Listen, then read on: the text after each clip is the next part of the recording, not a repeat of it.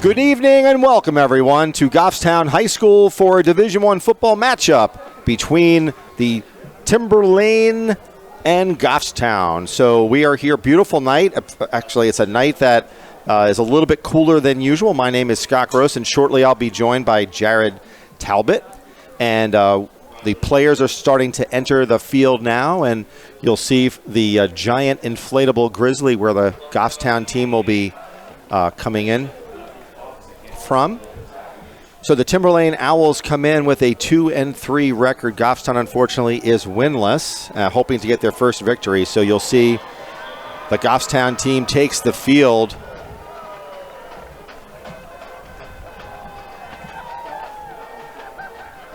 And lo and behold, we have the assistant superintendent, Wendy Kohler, is here with like a beautiful charcuterie board for us of salami and cheese. So Wendy, thank you so much. Very, very kind of you to do that.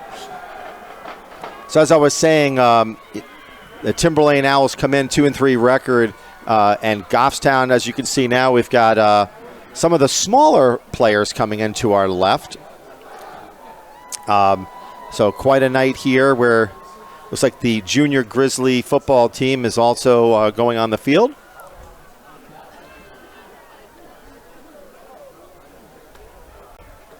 And like I said, a crisp fall evening, temperature around 55 degrees at game time, only to be going lower than that as we go through the evening.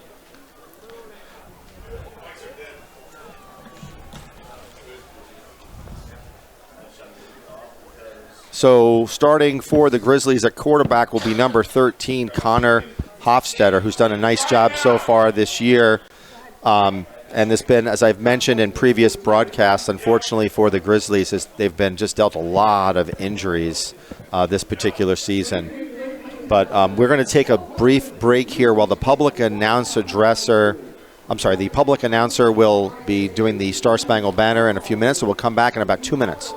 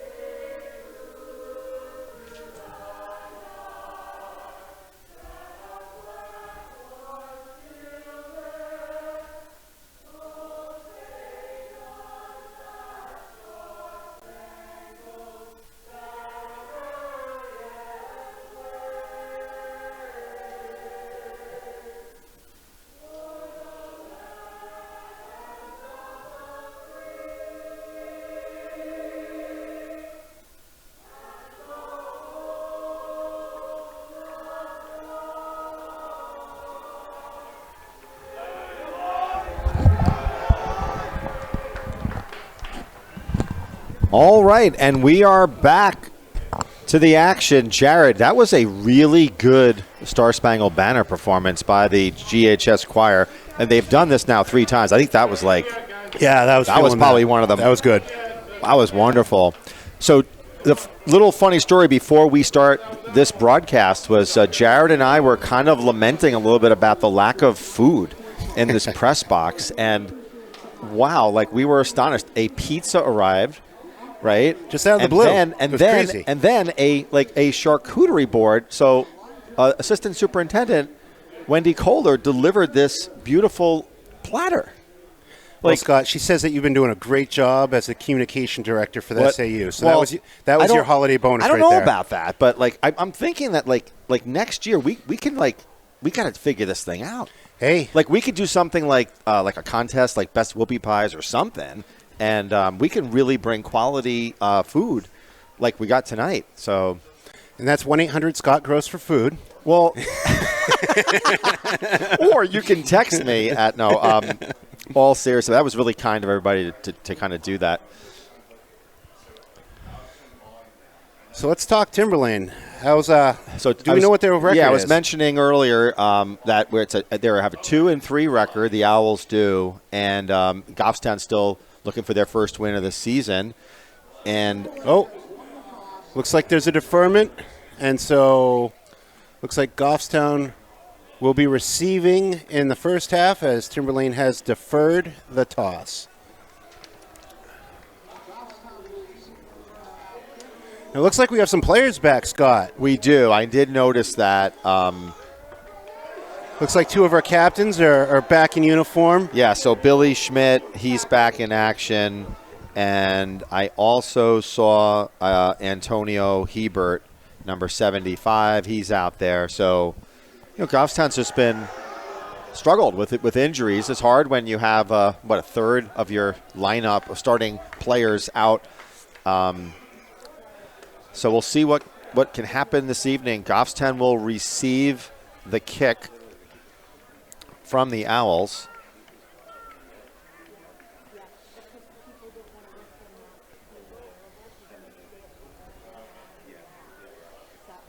And it looks like the kicker for Timberlane is going to be Mikey Santasuazo. I want to say this. So Al Halpern is our public address announcer here, and he takes his job really seriously, which is awesome. And he gives you phonetic spelling pronunciations, right? Can I ask you, I'm being serious, sure. Right? So, is there anything phonetic about Santasuazo? So you would think he'd help me on that one, but it's just Mikey. Mikey? Well, yeah. I mean, so Michael is Mikey. That's great, but that's a hard word to pronounce, I think. So I got to talk to Al at halftime saying, hey, you let me down a little. But let's see how Al pronounces it from up here in the press box. And it looks like a little bit different. Instead of going in the middle of the field, they're going on the left hash mark for kickoff. And if you'll notice, Goffstown's back is number 6. That's Caradona, and I think it's Long. No, it's not. It's Shane Lynn. Fielded very cleanly and up the sideline and out. Oh, he went out of bounds at around the 34. 32. Right? They're marking at the 33. Darren Caradona, number 6 for the Grizzlies, brings up to about the 33-yard line. No flags that we can see. It's going to be a 1st and 10 at the 33, going 67 yards. I was saying that when the game started, I looked at my watch and it said 55 degrees. Now it's down to 50. Yeah, all that I know is it was cold last night. Yeah. Did you put your heat on in your house? I did not. Okay, now I haven't taken the air conditioner out either. So, Jared, are you one of those people that you try to go as far into October as you can? Me, yes. My wife, different story. Okay, I was just because there are people that do that. All right, so comes out. They have the Y split with a slot, 2 backs. And then the slot motion goes left for a sweep Schmidt on the left. Good pickup of about almost looks 8 yards by Schmidt. Yeah, Billy looks like Schmidt. They're going to be at the 41-yard line. And he immediately, if you see in this replay, he immediately went north-south on this thing. And it was sealed well. The linemen, everybody, they did their job. Want to thank Rebecca and Dan, who are manning the studio this evening, as well as Jen Pappas. So thank you, everyone at GTV Studio, for all your help. So again, Goffstown comes out, and it looks like it's going to be a toss up the middle. First down. Additional 4 yards. So what did he do there? He cut that one back, right, Jared? Well, no, it looked like it was going to be a toss, but he just ran up the middle, almost like a draw play. Yeah, you're right. And he tossed it to him. He didn't hand it off. Schmidt kind of let the play develop, which is good. Yeah. He's seeing where the lanes are. He's not just hitting the back of his linemen and trying to push. Yeah. So Goffstown comes out. They have a split right. They have a tight trips left.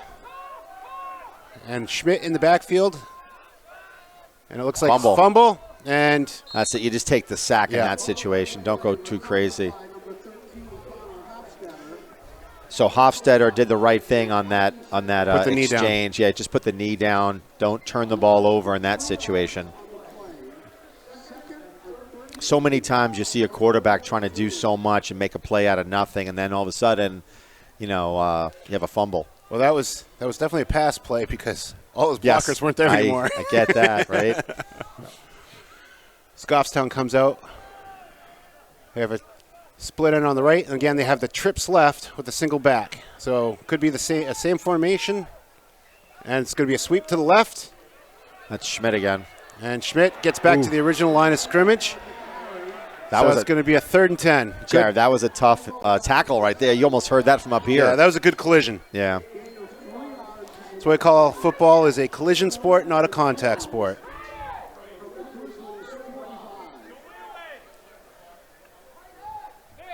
So now we got a 3rd down and 10 at the 45-yard lines for the Grizzlies. Passing play for sure, but you just don't know. But Schmidt is in the backfield deep. And Goffstown comes out. They have a split right, split left with a slot right and a tight end left. And it looks like it's going to be a pass play. He's in trouble. Yeah, and sacked. And he takes that's something right there that I think that Hofstetter will get experience, and he will know that he has to throw that one away because you just gave up 10, 12 yards on that sack. So it brings out the punt formation. Again, the Goffstown specific formation. So Tristan Hastings is the punter for Goffstown, number 84. He'll be the punter. Interestingly, he had a really good catch last week, which from what I'm told was a winning catch for a contest, which I'll expand upon later. Now that we have this timeout. Goffstown. So if you recall that it was that touchdown pass that Hastings had, and it was part of the weekly competition. I don't know if I can mention the name, but it was Buffalo Blank Wings. Okay. And it's sponsored by, it's affiliated with the NHIAA for the Play of the Week. And that particular play, they won for the week. So it was announced as the best play of the week. Let's hope they give him some protection here so we can boot it. Sounds like we're getting a little bit of feedback on the headsets. I don't know.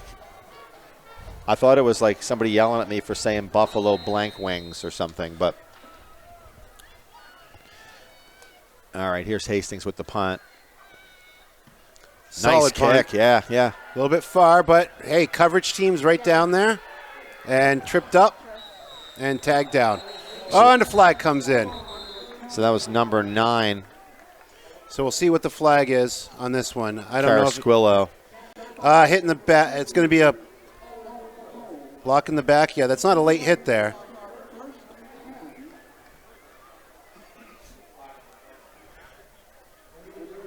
Yeah. I think it's going to be a block in the back, and it's going to be on the Owls. So it's going to back them up. Additional yardage. Yeah, I got to have words with Al Halpern at the halftime. He's these phonetic pronunciations are I'm struggling because he didn't give me anything for Carasquillo, but I hope I said it right. But I hope that there's two players.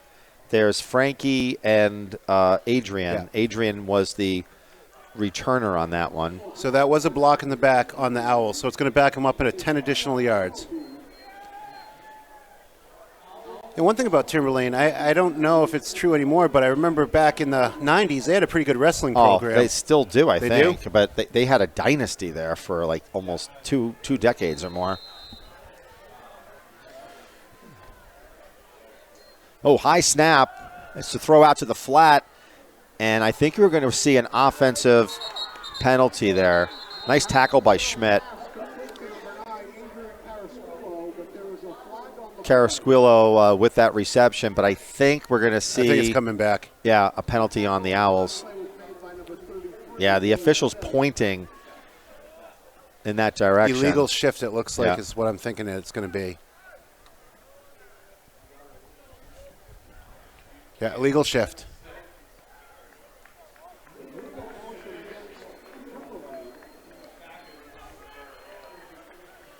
Going to back him up for 5 additional yards, so it's going to be a 1st and 15 now. So, Jared, I was having like these visions of you like not turning the heat on in your house, and then I'm thinking like, what's it would be like? And I'm thinking it's like, is your house like run up the middle? Solid stuff there.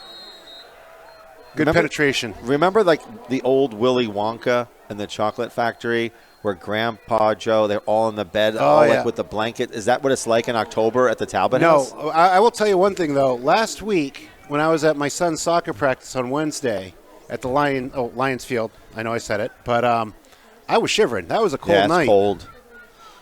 All right, quarterback Fitzgerald. And it's going to be a run pass. Oh, immediately hit on the handoff. That's a loss of at least 3. And that was Nick Cody. And it's funny because I just met up with his older brother, Max Cody, last weekend at the UNH game. And I was saying, man, I've been calling your brother's name quite a bit. And that was a really nice tackle by Nick Cody. Yeah. So Timberlane's been coming out with a split on both sides, and usually in almost a T formation. But they're coming out. There's going to be a split right with a slot right, split left with a wing back on the left side in a shotgun formation. And it's going to be a pass. Wide open. Can he make anything of it? And a nice tackle at the ankles there. That was still a good pickup of about 9. So it's going to bring up a 4th, and it looks like it's going to be 8. So that was a pickup of 10 yards. Oh, they're going to give him 11 yards. So Jelani Fuller with a really good tackle on that play, and now the Owls will punt and back for end over end. You got to stay away on that one, and that'll go out of bounds at the 42-yard line-ish, right around there. You heard the coach yelling from the sideline, poison, 41. poison. That means stay away from the ball, which is kind of hard if your back's to the ball. Exactly. Punting in high school is interesting because you don't always have to have a great punt, but as long as you kick it away from the punt returner, that ball can take good bounces. Well, my physics teacher in high school said, the best punt's not the longest. It could be the highest. Because whatever it takes to get your coverage down there. True. To stop. It's all about the most yardage you can get. All right, so Goffstown comes back out on offense. Yeah, they got a trips right with a split on the left and Schmidt in the backfield. And it's going to be a handoff to the up the middle again. Schmidt's got some room. Picks up gain 9. of about 9. Yeah. He's running with a lot of power, Jared. Hey, he's got a couple weeks of reserves that he's got to burn off. Yeah. So glad to see him back. So for those in the Goffstown community, this was their homecoming week, tomorrow's homecoming dance, right? And today was culminated a week of festivities. And then they have a big assembly, but it's more than just an assembly. It's kind of like a lot of games and team building. Goffstown comes out, ball's on the 50, and it's going to be a fullback dive right up the middle, gain of about 3. I really like that play. That's a first down for the Grizzlies, but I think that took the Owls a little bit by surprise. Yeah, makes it so they can't key off of one person. Exactly. And not predictable, which is also good. So it's going to bring up a 1st and 10. They're now on the Owls side of the 47-yard line. Goffstown comes out, split right, slot right, with a tight end on the left, a fullback, and a halfback, and an offset eye. Motion from the wing, going to the left, and it's going to be Schmidt breaking a tackle, breaking some more tackles. That's what we call yards after contact. So, Jared, I think on that play, we'll see on the replay, Schmidt almost gets tackled at the 50-yard line, and he wiggles out of it. Keeps driving his legs. Keeps driving. At least he picks up 2-3 yards out of that. That was a 5-yard swing right there. I agree. But it's like you said, it's like fresh legs, you know? Yeah. The other nice thing is that the offensive line is creating some holes for him. Yeah. Looks like Goffstown's coming with a tight end on the right, split left, and a man in motion. That's a movement. I think it's on the Owls who crossed into the neutral zone, but I'm not positive. Preliminary, it's going to be a neutral zone. Yep, that's 5 yards. Going to bring up a 2nd and 3rd.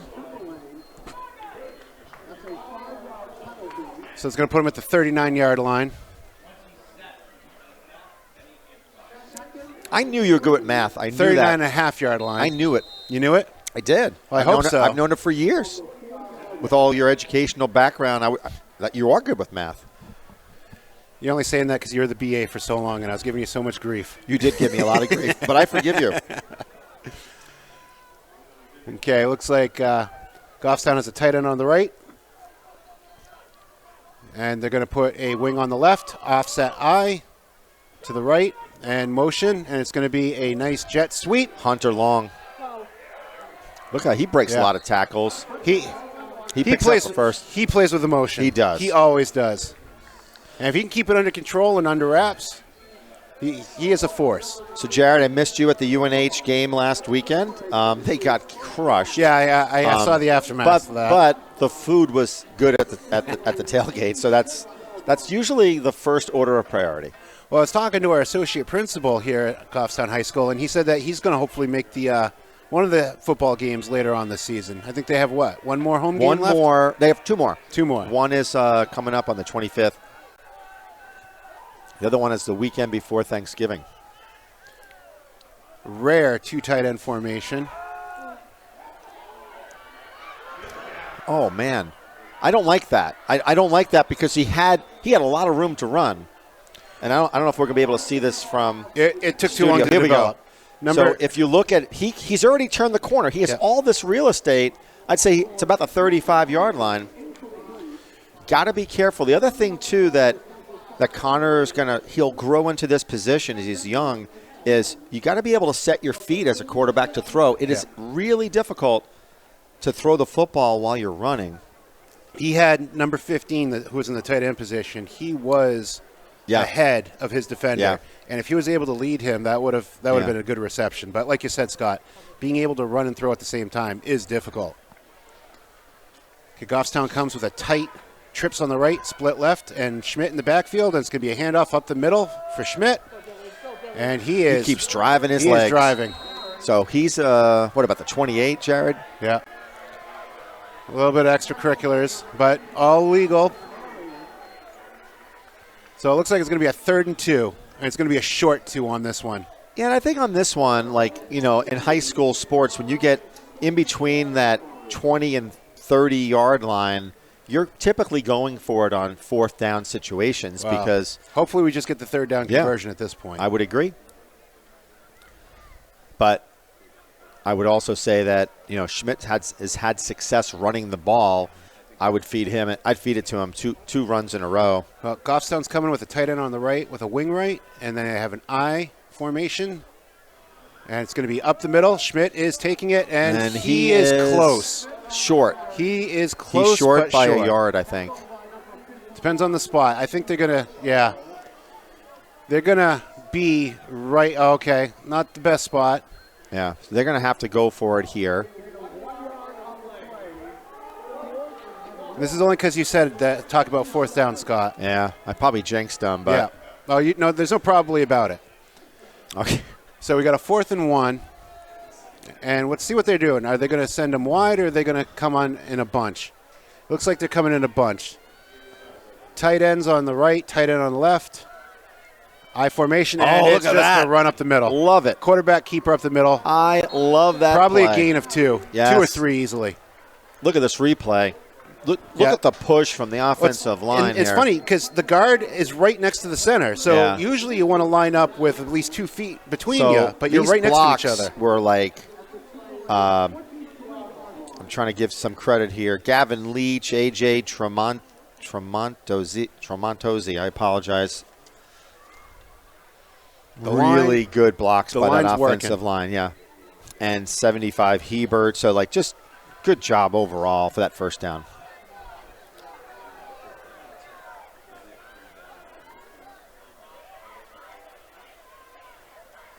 Number 70 was eligible. That I am. Oh, we got a flag. That's going to be on against Goffstown, and Couple flags. And you can see the Goffstown coach. I want to see this replay because I don't know.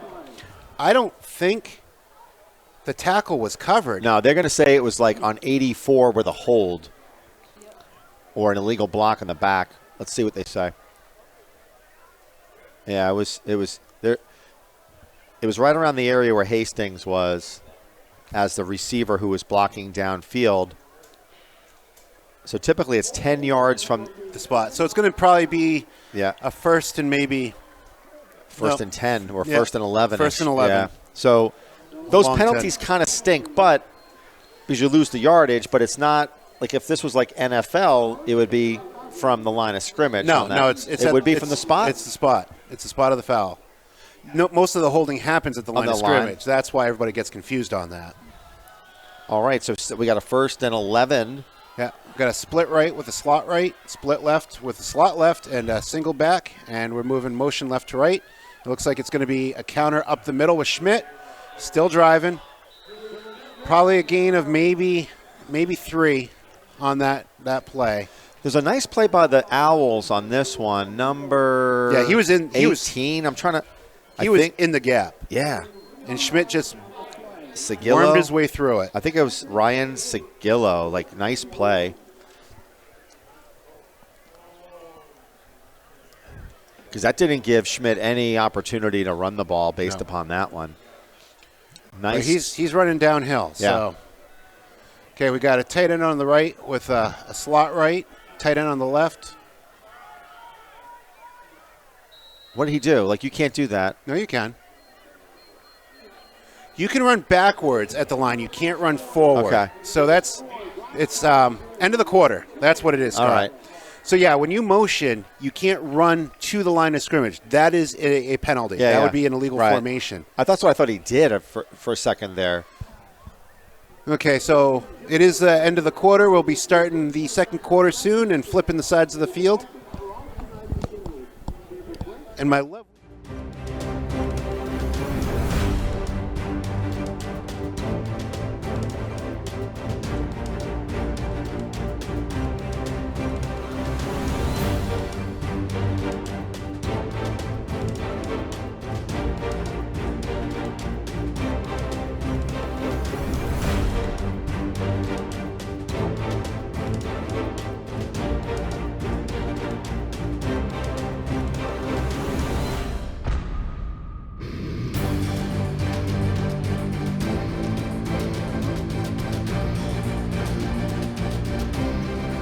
The band for Goffstown, and they're playing the Fighting Irish Notre Dame fight song.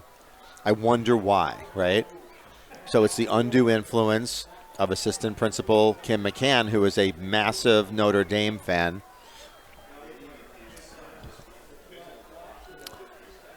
All right, so we've got a 2nd down and 8 on the 21-yard line. Goffstown threatening here, almost in the red zone. Can't wait for that because then we know what happens.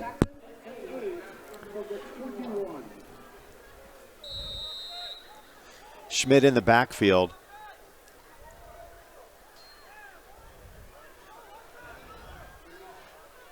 And not much there.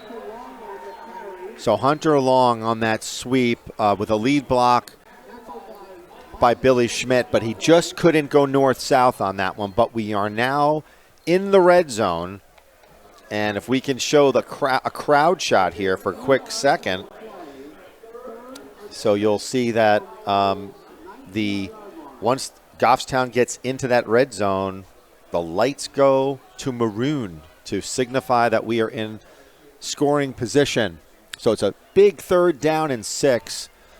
Ball located on the 19-yard line. Once again, Schmidt in the backfield. Will there be a pass? And it's a pitch to Schmidt, but he fumbles it, and he recovers at the 19-yard line. So it's a pitch to Schmidt who couldn't control it. And now we'll see what happens. Will it be a field goal? And I think it will be a field goal with number 83 for the Grizzlies coming out onto the field.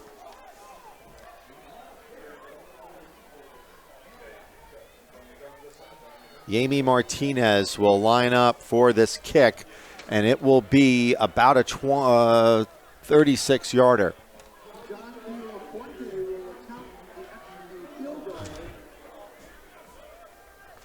Oh, I'm sorry, it's John De La Puente. I apologize.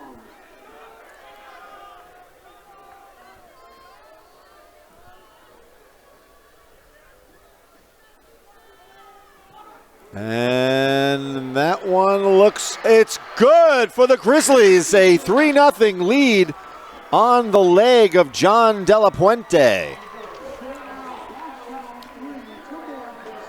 And the light show commences on that beautiful field goal.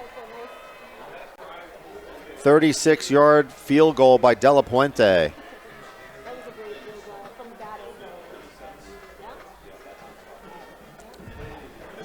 And we got a nice student section here. I don't know if GTV, if you can pan over to the student section to your left and zoom in on that crowd.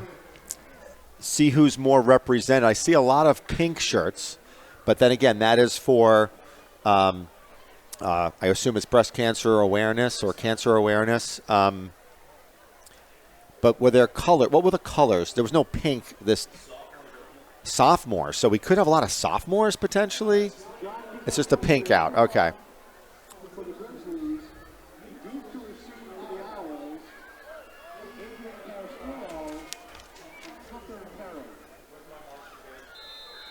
So De La Puente will kick off for the Grizzlies and kicks it to about the 15-yard line. And a running start, but a bobble by the Owls, and then picks it up. And then a tackle by number 6 for the Grizzlies, Darren Caradonna. But not before the Owls have a pretty decent kick return. And they'll take over at about the 37-yard line, I believe. Make it the 40. I can't tell you how many times I've watched football games where somebody like muffs, a catch, and then they pick it up and then get great yardage. Because it kind of ruins the timing for that return team. Nice cutback by 0 for the Owls. That is Giovanni Recesso, or Gio Recesso, and he picks up an easy 6 yards on that one.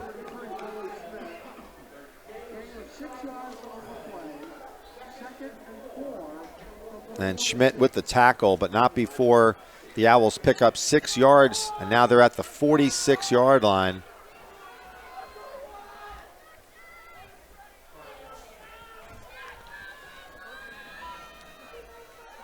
Pass out to the flat. Nice grab. A one-handed catch by the Owl receiver, number 8. Santa Suazo. That's a beautiful catch on this. Look at this. One-handed, corrals it in. Then breaks a tackle.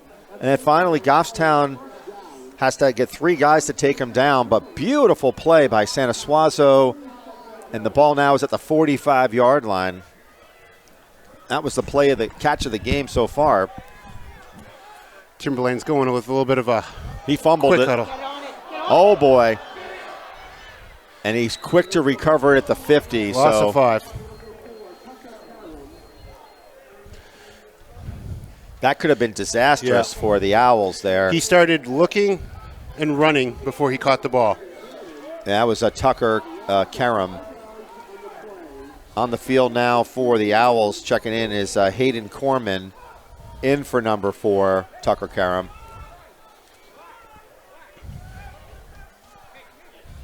Quarterback comes in with the play. That's Fitzgerald.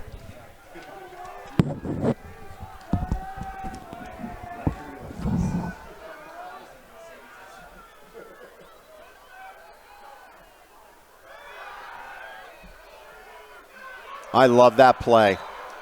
That is a great play by Goffstown. That was 35, I think.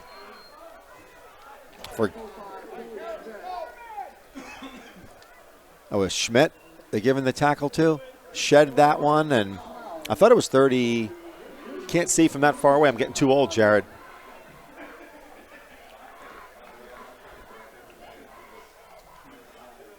I thought it was number 35, but I'm still going to stand by that. I think that was Carter Moore.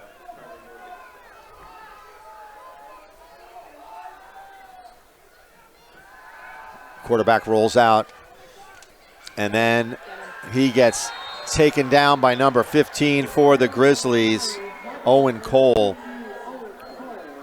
So a nice job of tackling by the Grizzlies. And now we've got a 4th down and 15 punting situation for the Owls. And Mikey Sanasuazo will punt.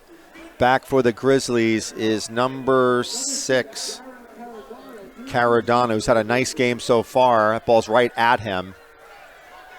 And Caradonna, he gets hauled down at around the 32, 33-yard line, but not after he picks up about 8 yards on that punt return.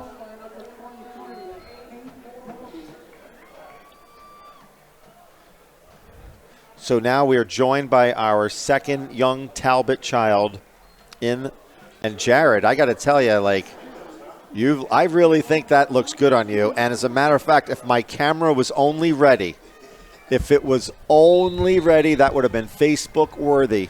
You didn't like the what? The kitty cat headset that I was wearing for my daughter? I think if I can get your dad to wear those, that would be the best. All right.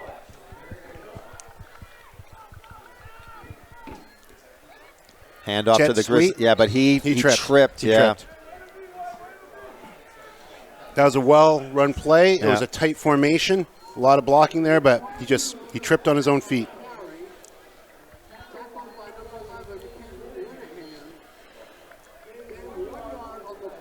I guess Aurora wanted to know where the Goffstown flag was so she could wave it.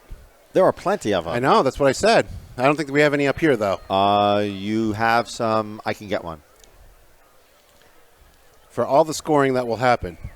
Oh, out the window. We had a nice field goal that week. Yes, we did. 36-yard field goal by De La Puente. Goffstown comes out, tight end on the right, flex left, man in motion, and it's another dive up the middle, and he is running with purpose. I think he's got a first down. Yeah, I do too. Yeah, I think they're going to give it to him. Or really close to it. They just mentioned it. Yeah, okay. First down. That's a nice play.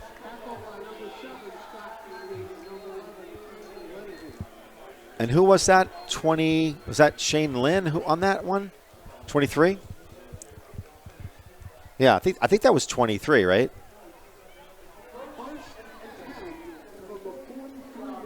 Nice play calling there by the Grizzlies. And give kudos to this offensive line, Jared. They showed up. They're playing with purpose. Yeah. They're coming out with 2 tight ends, so a tight end on each side.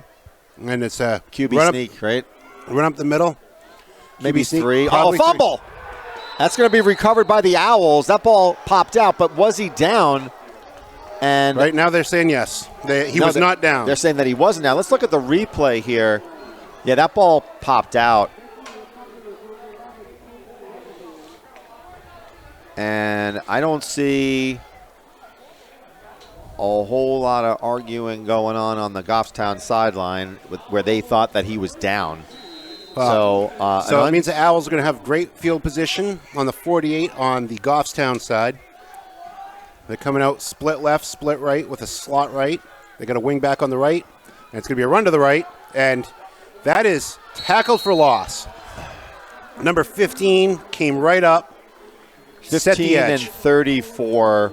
So Nick Cody once again, and Owen Cole also called his name a couple of times. That's a loss of a yard. That's how you play defensive end right there. And in for the Grizzlies is number 35, Carter Moore, who had a nice tackle. So what I'm seeing so far is good tackling by the Grizzlies. Much sharper. Blitz by the Grizzlies. Run up the middle, and there is a good hole there. Yeah, but that was we had a blitz, and he ran right away from that blitz. So you'll see. Coming down. Yep. And we've got an Injury timeout, 23. So we're going to take a little bit of a break here in the action, and we'll focus in on the crowd for now. And good sized crowd. Yeah, I would say it's homecoming. Obviously, when you were, I don't know if you were away, but the band was playing like the Notre Dame fight song, and I think what's going to happen next year is that we're going to have to maybe convince them to play maybe a Michigan fight song. I don't know. Oh wow, what? Michigan? What, you're going to bring Ohio in too? I don't know, but look at them all. Is there a lot of pressure to play the Notre Dame fight song because Kim's team is Notre Dame?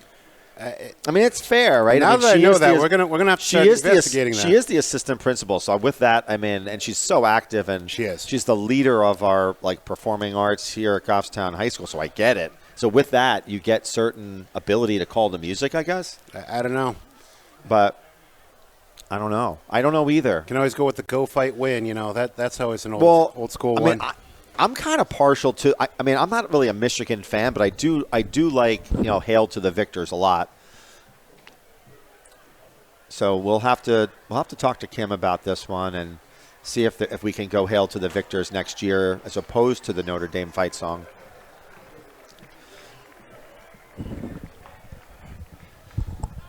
Or potentially some USC fight song or something, but Miami? Yeah.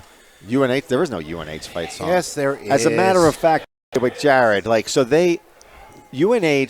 is obviously I go to all the games, but and all their alma mater, no one knows the words to this thing. And it's also in Old English.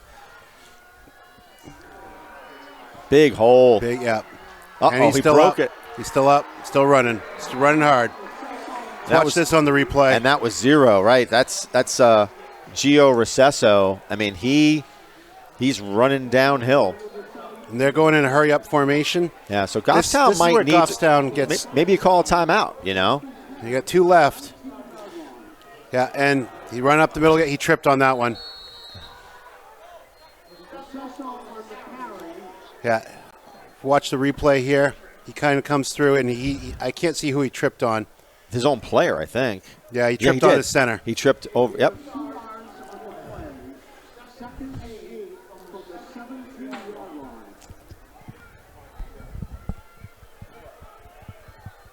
So under 4.5 to play. Goffstown leads 3-0. Owls come out with a split, and it's going to be run up the right side, and nice That's in the Schmidt. hole. That was Schmidt. Placement. Yeah. Number 33, Billy Schmidt. Nice tackle. You put 11 people on the hat. You get 11 hats in there is what we used to say. So now it's going to bring up, a 3rd and 5-ish? 3rd and 5 is what it's looking like on the 14. About 4 minutes left in the quarter. I don't know who's doing the scoreboard tonight. Who's doing the scoreboard? You're doing an excellent job. Is that you, Nate? Nate, I think this is one of your better performances. Nate, say it with me. Yankees lose.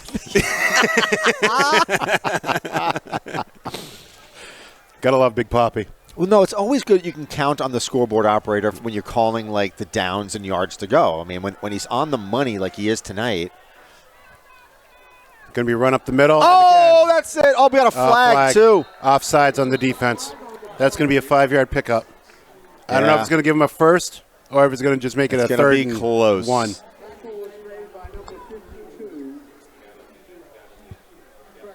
Encroachment.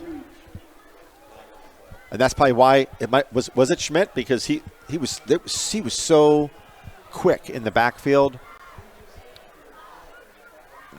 So it's going to be shy by about a half a yard.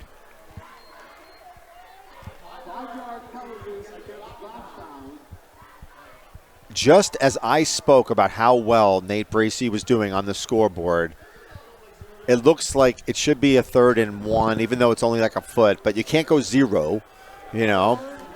But anyway, like I should take a picture of this, like 3rd and 0. Like Yeah, I've never seen that this does before. not make sense. Never seen it, so I'm taking it back. Nate's off. Run up the middle, and he's got the first and maybe a little more. And he's down around the 1 foot line, and he's in. He's in. Touchdown, Owls. Yeah, with the scrum. With 3 minutes and 16 seconds left till the half. So that turnover Was got very 7 costly. points. Yeah. Well, they got a short field at the 50-yard line, and the Owls gave the Grizzlies a taste of their own medicine. They ran it right down their throats. We'll see how their PAT's going and what kind of kicker we have here.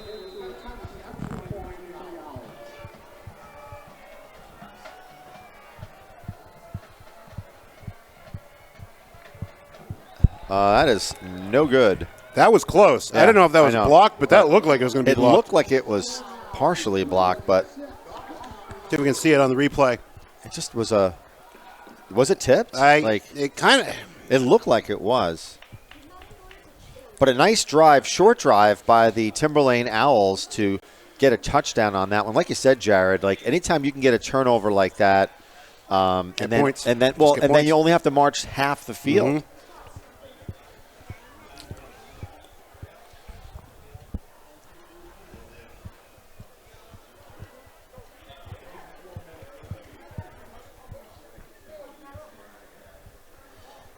So like you mentioned, Jared, like another nice crowd here in Goffstown for Friday Night Football. We've been talking about this, so plans are underway next year to have some halftime shows. Really? Yeah, so if you are, I think we're going to try to bring in some entertainment for halftime. We have that in the budget this year? It's not a question of being in the budget. It's just a question of People volunteering and donating their time. No, yeah, but we got to do some fun stuff, some unconventional stuff to get the crowd going. We still have the T-shirt launcher. Oh, yes. So, I was talking to Principal McBride about the extended field behind the stands and how they have that light up there so that people can. Short kick. Okay, you guys pick it up and got to go. Got to go. And He's got sealed some the room. edge. He's going, and Ooh. he's out. Knocked out of bounds around the 46-yard line. And that was a return by Caradonna, who has had a nice first half on special teams. I was curious on that one, like whether or not, Schmidt looked at that ball, right? And could he have, caught it going the opposite direction? Well, that's just it right there, is you want to make sure that there's no ambiguity. If it's going to be short, the people behind you should be calling, got it, yours. So a relatively short field for the Grizzlies here as they operate on the 46-yard line with 3:10 to go till halftime. Tight trips left with a slot right, and it looks like it's going to be a run. And Schmidt off gets tackle. gobbled up Yeah. and maybe gets back to the line of scrimmage. Yeah, they're going to maybe lost a couple inches on that.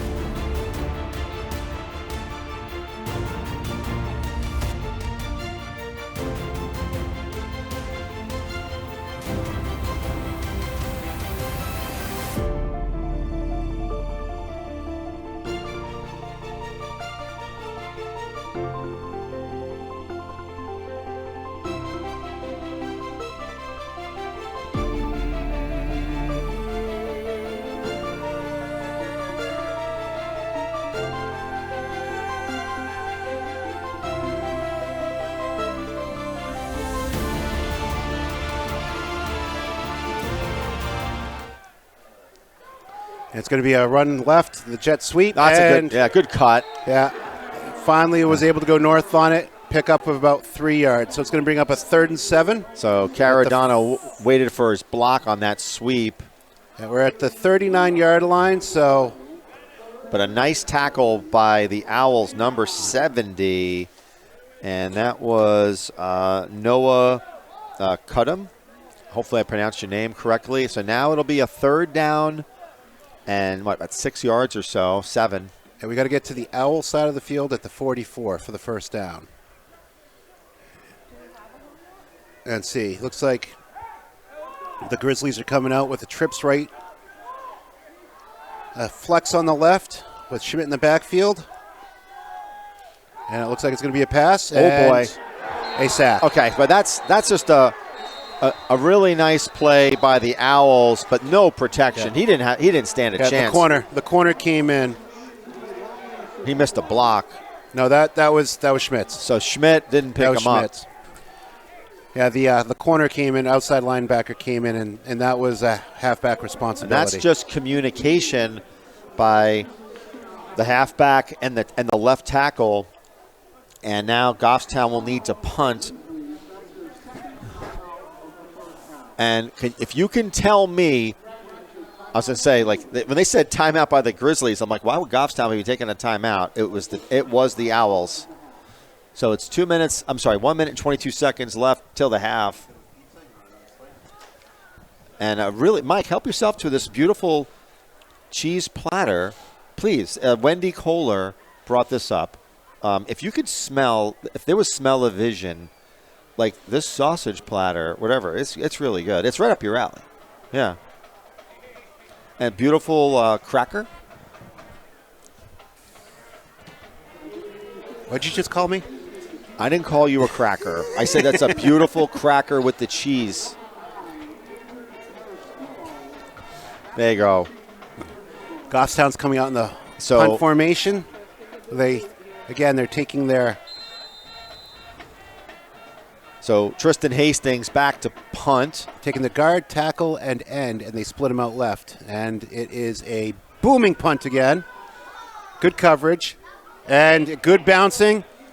To the 20-yard line. It's going to go to the 19. Yeah. And that's where it's going to stay. Nice job by Hastings. Yeah. Good kick. So now what do you do if you're Timberlane? Do you run just run, do you? run? Right, you run the ball, but you're not going to do anything crazy here because you never know. You don't want to fumble or do anything nuts yourself. Run. Not so deep in your own end there.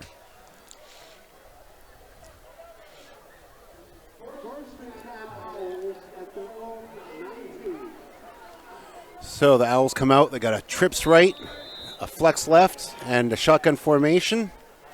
And it's going to be a roll to the right. And they are throwing. Pass and a drop. And a drop. And that was a really, really nice play by number 18 for the Grizzlies, Jelani Fuller. If you watch the replay, he broke that up. He came up from his guy and broke it up on the catch. That receiver should have had the ball. And if there's a missed tackle there, you're in trouble. Yeah. But nice job by Fuller on that one. And I'll tell you, night and day in terms of the tackling for the Grizzlies this week versus last. Yeah. I think they're playing with a lot of emotion. Well, they've also got a couple of starters back, which also helps. But just good job tackling. And it's going to be another roll to the right, and it's a run. It's a designed run, and he cuts it back. And a nice stick. Yeah. Probably pickup of about 7 or 8 on that one. By number 61. And they are going in the hurry up. They got 50 seconds going. And that was Tyler Osorio with the tackle. 3rd and 2. I don't know where the 4 came from on that one, but it's a first down now. And the clock will stop. They're on the 32-yard line now.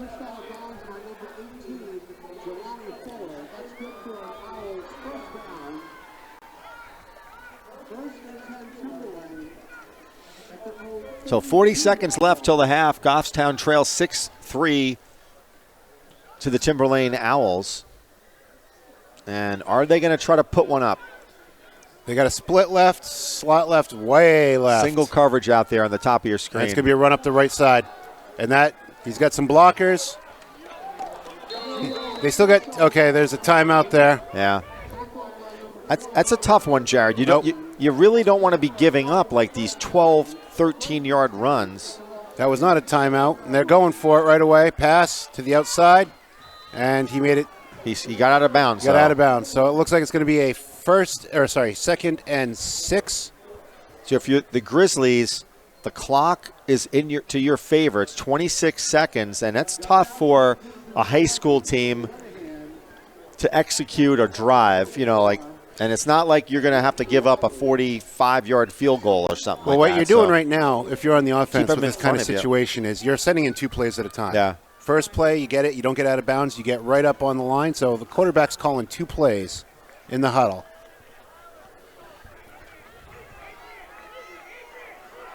So about 26 seconds left. We got a split left, split right with a slot right. And Blitz. 2 in the backfield. And pass, and it's a deep pass. And it is almost picked off. But broken up by number 18. Yeah. So that was, again, Jelani Fuller is playing a nice game. He had really good coverage on that play. He was more poised to intercept that, but he was right there with number 8, Michael Santasuaso, who's also, we've called his name quite a bit. So it's going to bring up that 3rd and 6. We're currently on the Goffstown side of the field on the 48. So I don't recall calling Jelani Fuller's name a lot. I don't know if he was injured too, but he's played very well so far in this first half at corner. And he's got tough coverage. He hasn't gotten safety help over top. And it's going to be a sweep to the right side of the line Pitch. and a pitch. So Okay. good option pitch. And he stepped out of bounds, so the clock will stop.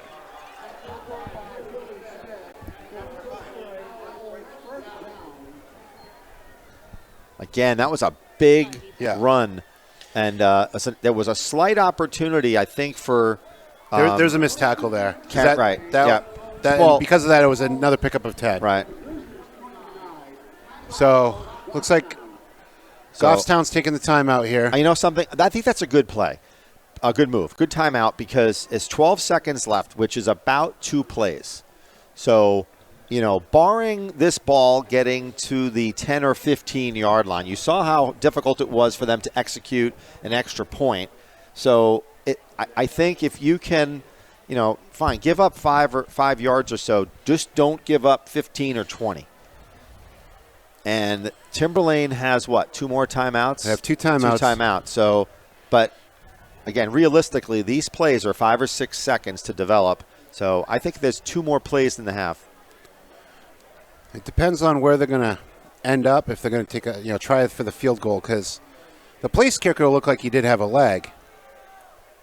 I think you're going to need to get to the 20-yard line for a legitimate shot at a field goal for the Owls. So the Owls come out with a double split, so that's basically 2 slots on opposite sides in the end split, and a shotgun formation. It's going to be a pass, straight up pass, and he is going deep.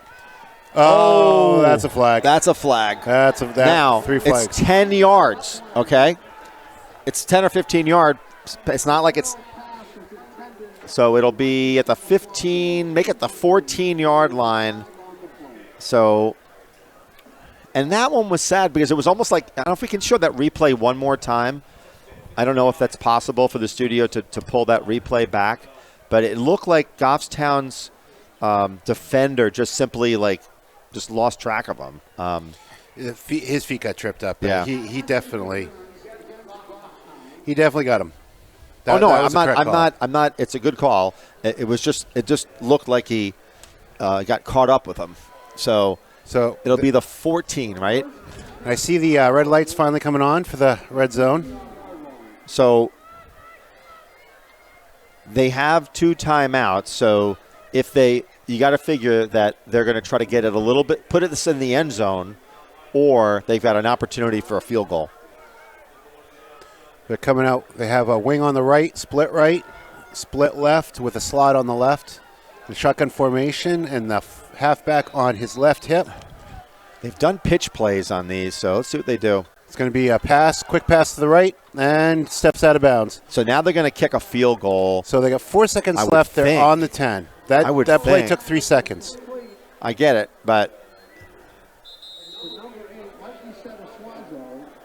I would think that they're going to kick a field goal here, and it would be about a 27-yard field goal from here. So I think he's going for it. He's going to go for it? I think he's going for it. He doesn't have a kicker who can kick it?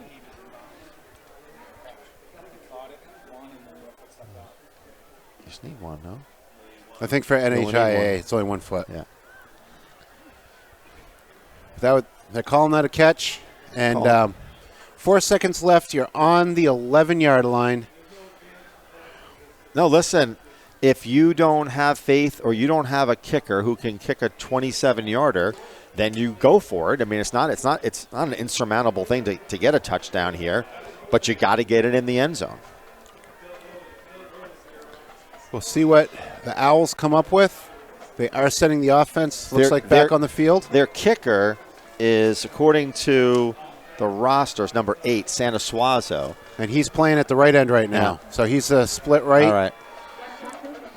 They have a trips right. This ball's being run to the right side. Okay, motion to the right to left, and it's a pass. And he is going to the end zone. There's a push-off. That was a push-off. And that's a touchdown for the Owls. They're not calling that, Jared. And he threw that one up. Let's see if you're right on this. Oh, I know I'm right. Well, you can't because we can't see it. He pushed him off. But touchdown for the Owls. So good job by the Timberlane Owls to get a touchdown there with literally 4 seconds, and and they're going to get the ball in the second half too. So the Owls are going for 1. Better blocking up front this time. That goes through. Yeah, that's through. So it's going to be 13-3 at the half. All right, we'll be back in about 15, 20 minutes, folks. See you soon.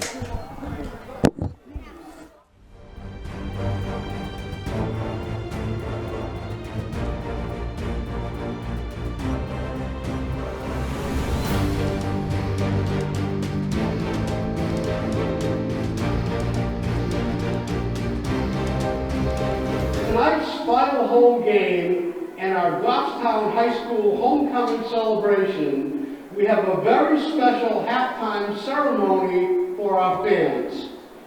During the past year, Goffstown High School had 2 NHIAA championship athletic teams with many individual outstanding performances. Honoring first, the boys' varsity tennis team, coached by Gary Walsh.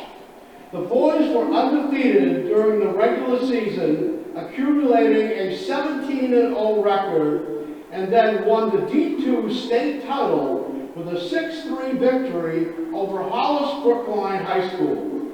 This was the boys' second state title, the last one coming in 1992 when Goffstown was in Class I. Individual tennis honors include the undefeated doubles team of Liam O'Brien and Cole Osborne.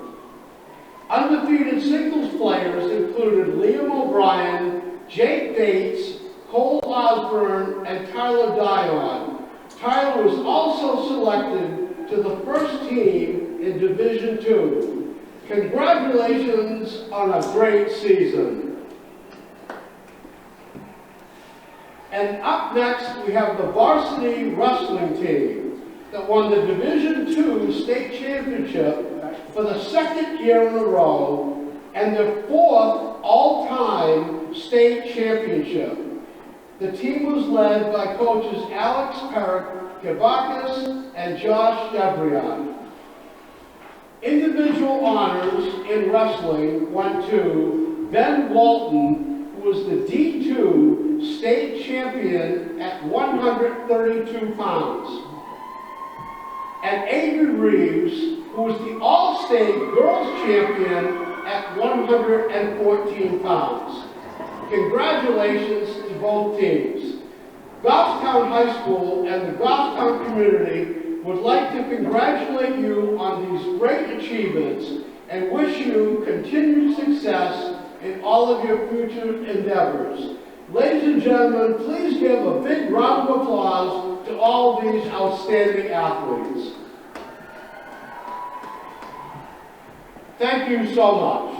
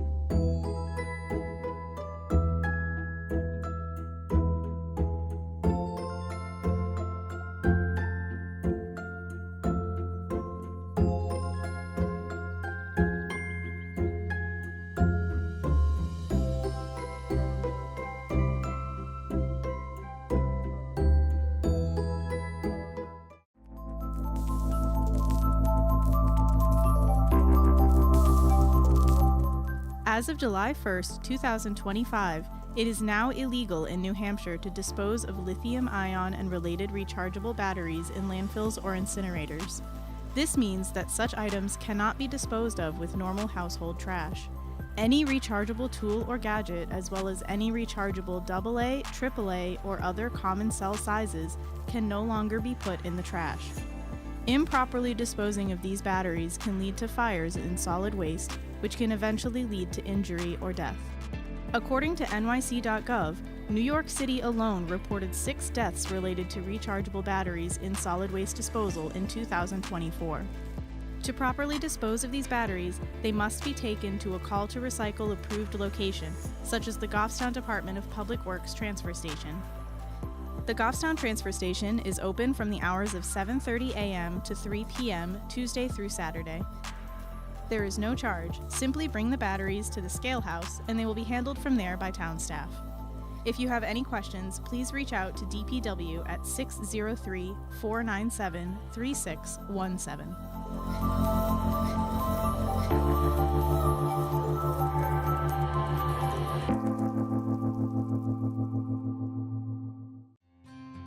If you're interested in scheduling a ride with the Goffstown Shuttle, but you're not sure where to start, we've got you covered. Here, we will tell you everything you need to know to start scheduling your first ride today. General information regarding the service, including our phone number, hours of operation, and schedules, can be found on mtabus.org. Navigate to the Routes and Schedules tab at the top of the page and select Town of Goffstown from the dropdown. Here, you will find any information you may need. When calling by phone to schedule a ride, simply dial 603-434-3569. Choose your agency, which is Manchester Transit Authority. Our call center representative will ask first-time riders for some simple information, including your name, age, address, phone number, and any specific travel requests. We will also ask for any special mobility needs you may have so that we can accommodate accordingly. Lastly, during this call, you will also schedule your return ride. Reservation hours are 5:25 a.m. to 7 p.m. Monday through Friday, and 9:30 a.m. to 6 p.m. on Saturdays. Transportation is provided from 9 a.m. to 3 p.m. Monday through Friday. The last pickup window is from 1:15 p.m. to 1:45 p.m. Please keep in mind that the service is closed during certain holidays, which are listed on our website. Rides must be scheduled at least the business day prior to needing the ride, but no more than 1 week ahead. If your preferred time is unavailable, we will make every effort to work with you to create a suitable alternative. If something comes up and you need to cancel your ride, please call during regular business hours or at least 24 hours in advance of your scheduled time. Of course, we understand that cancellations can happen at any time. To cancel a Monday ride, please call by the preceding Friday or leave a message on our voicemail over the weekend. We are happy to help you get where you need to go and are here to assist you with any questions or concerns you may have. Don't hesitate to give us a call today.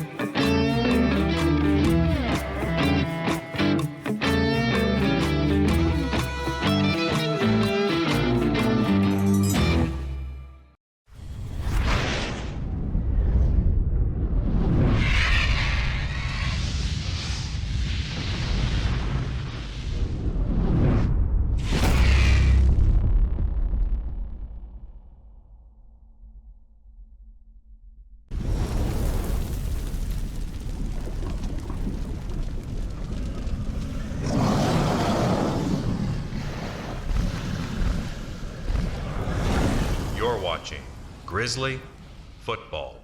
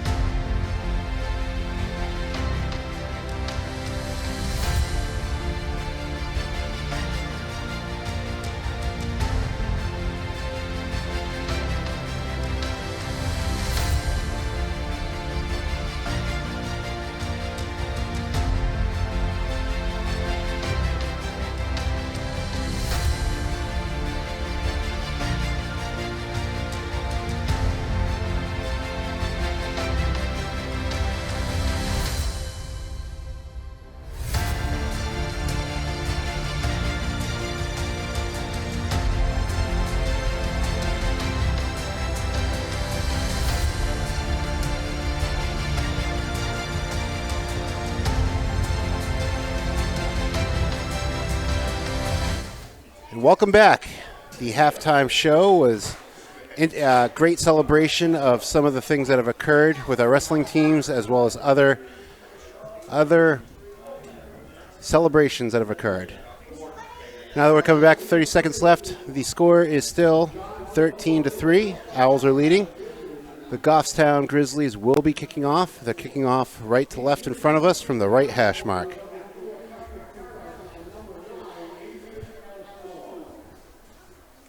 There was some great plays in the first half, some gritty runs, some nice passes, some great tackling. Let's see if it continues for the second half that we are now in.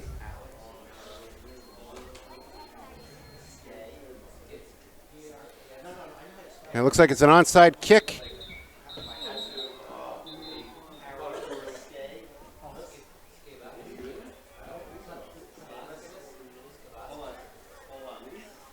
And there is there's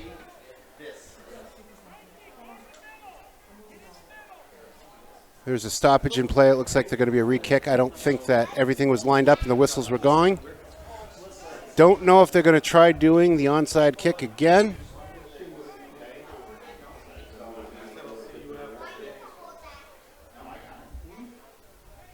We'll find out on the approach.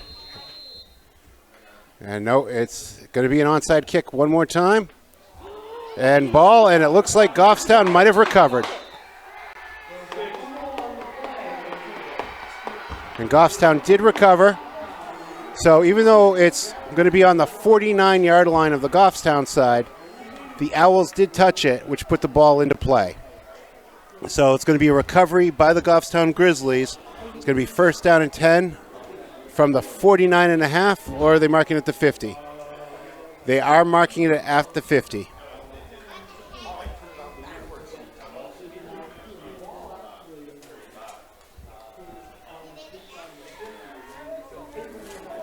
So the Grizzlies are coming out on offense. Short field.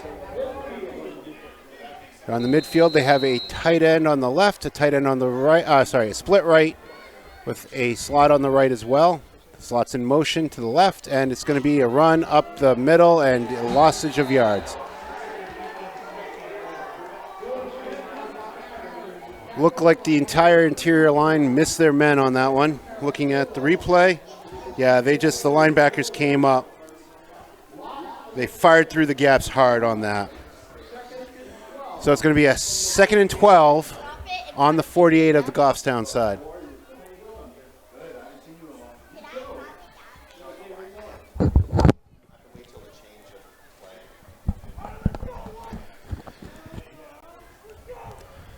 So it looks like Mr. Gross has some sneakery and trickery coming up. No, but it's until the change of possession. Okay. So Goffstown comes out, tight end on the right, a flex on the left, and then man in motion. It's going to be a pass to the right, number 15. He's wide open. End.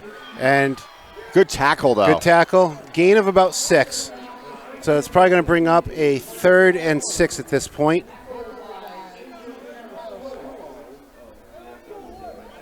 Ooh, that was a good play. When there's a change of possession, I'll do it. Almost like when there's a timeout.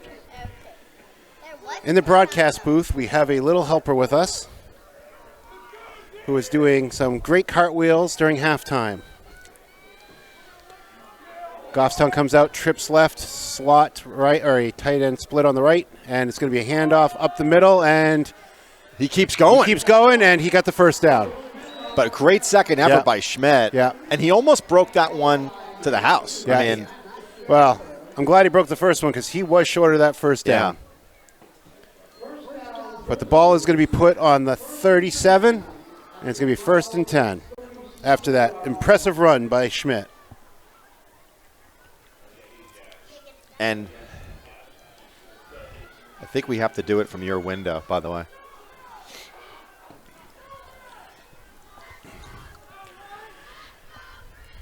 Goffstown man in motion, and it's going to be a run up the middle against Schmidt. Yeah, he gets. Oh, he breaks a tackle. He breaks it and keeps on going. And they pull him down by the shoelaces. So he picks up 7 or 8 yards on that, Jared. And I would have thought that who'd been dead to rights at, like, say, the 3 yard. I thought they lost play most, or lost yards on that play, but. So this is a tremendously important drive for the Grizzlies to put points on the board. And I say points, I mean a touchdown. Yeah. We need a light show. You do need a light show. So the ball is placed roughly at the 30, a little over the 30. So we got a 2nd and 3 to go. Man in motion, comes right to left, and it's going to be a run up the right. Schmidt again.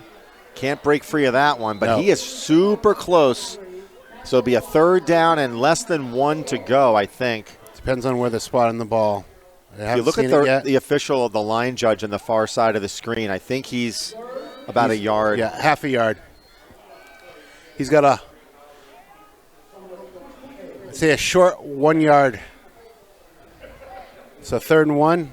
Very methodical drive by the Grizzlies, almost entirely, run placed and entirely Schmidt. Now, if we're going to see how the defense lines up, because I see the defensive nose tackle getting on the ball, and it wouldn't surprise me if we try to do a sneak up the middle on this one. But this is a perfect pitch to the right. Oh, that is so open. And halfback or a fullback dive. Yeah, and they did that play. What's that 3rd time with that play? Yeah. Last time it was not a pretty play for Goffstown. And that's going to go to about the 25-yard line, Jared? Looks like it's going to be at the 25. So it's going to be 1st and 10 from the 25.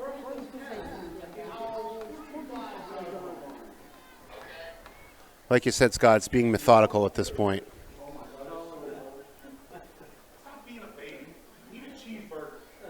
But also being methodical, but don't be too predictable. Where all of a sudden, if you remember, they did this in the first half, and then Timberlane kind of stacked the line. I got a split left, tight trips right, and a single back, and it's going to be a pass. And, he is open, and he is going for the 1st down and more. Nice tackle. Yeah.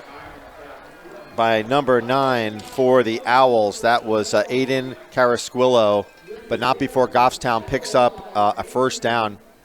That was a good play. Probably on, looks like we're on the 12-yard line. It's going to be 1st and 12. We are in the red zone. The lights have gone red. Again, protect the ball, and I'd say continue running it. Things get a little bit tighter when you get into that red zone, though, because your safeties they don't have to protect as much field. Yep. They can move up a little bit, but you don't want to move up too much and keep your flanks exposed. So I got an offset eye, and it's going to be a run right up the middle with nothing on that one. Yeah. And that's a nice tackle by number 64 for the Owls. That would be William Foley on the. We got a sub for the Owls, number 59 coming in the game, Owen Stevens. Out goes 72, Ryan Bizadane. And same thing, Goffstown changes personnel. In comes number 22 for the Grizzlies, Sean Burnett. Sean Burnett, a lot of times when he's in the game, they do like a sweep. He's really fast. So we got 2nd and 11. Goffstown's coming out with a split left, a tight trips right, single back in the backfield. Yeah, so Burnett's the only back. And it's going to be a sweep to the right. That was almost a hold. And Burnett gets swallowed up, and then a late flag comes in. Let's see what happens. It was in the defensive backfield. Yeah, that came from the backside judge. If there was a flag, on a hold, it would have been by the side judge. Let's see if it's defensive holding or some sort of illegal contact.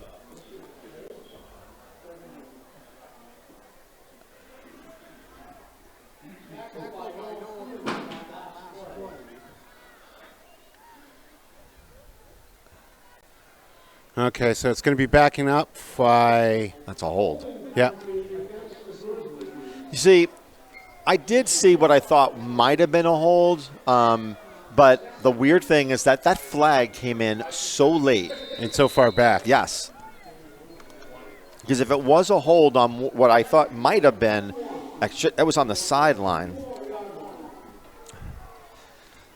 So now that's going to bring up a 2nd and 21, which makes life very difficult for the Grizzlies. in this situation. Oh, the left flat is open. They're looking inside. Number 15, if he did a curl out.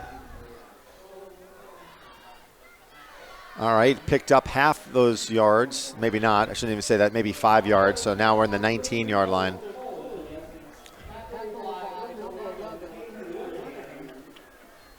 So that'll bring up 3rd and 21. Still in the red zone, technically at the 19.5-yard line. 16 yards for the first down. And Schmidt's back in the game. He was not in the last 2 offensive plays. Goffstown comes out with a split left and a slot left, a split right and a slot right, single back and under center, and it's going to be a pass play. Schmidt picks up the block. And that's out of bounds. Yeah, I'm sorry, incomplete. Is there a flag? No flag on that. There was some contact and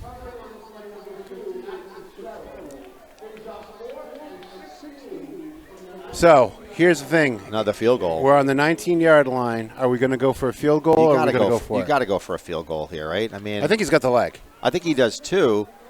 I think he's got the accuracy. But I don't see the field goal unit out. Yeah. Is he? Okay.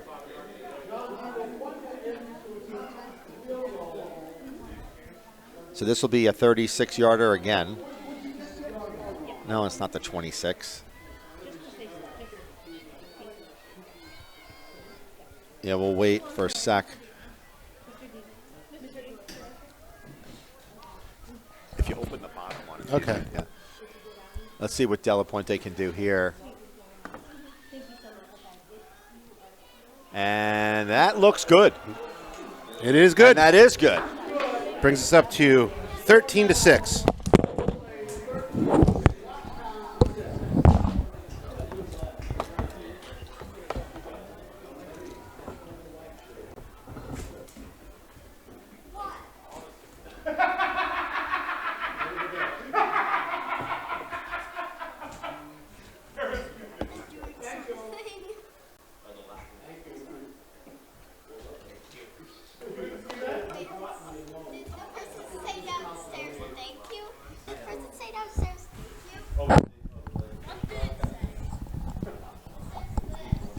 A little trickery going on between the third floor and second floor of the commentator's booth.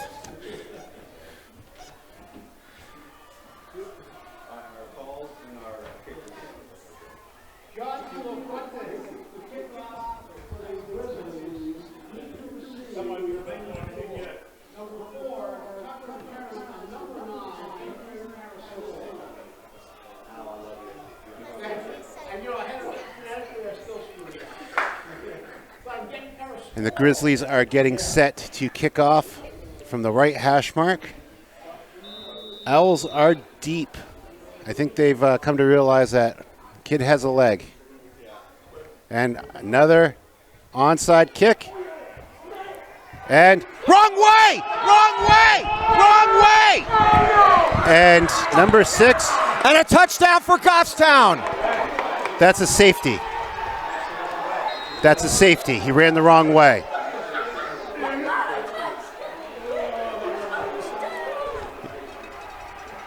He went the wrong way. He ran the wrong way.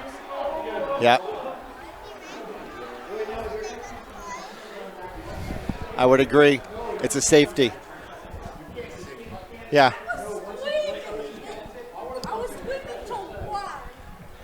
He had to go that way. Yeah. Sorry for those people that have their TV speakers maybe blown out at this point because that's a safety. It is a safety. Yeah. So the onside kick was recovered by the kicking team. However, when the kicker runs back into his end zone and is tackled or gives himself up, that is technically a safety because the ball is in the field of play and then it is back in your own end zone. So you don't see that often. I was wondering, can we get a replay on this one? All right. So it was. It's the wrong replay. No, it's okay. Here we go. Yeah. So everybody, all the Goffstown. Yeah. The number 17. Everybody was confused. Number 3 was confused. But he still has a chance there until he gets tackled. It would have been their ball, even if it was at the 1 yard line. Right. But now they're kicking off at the 20. So that's a play you don't often see. Very rarely, and it doesn't usually end well.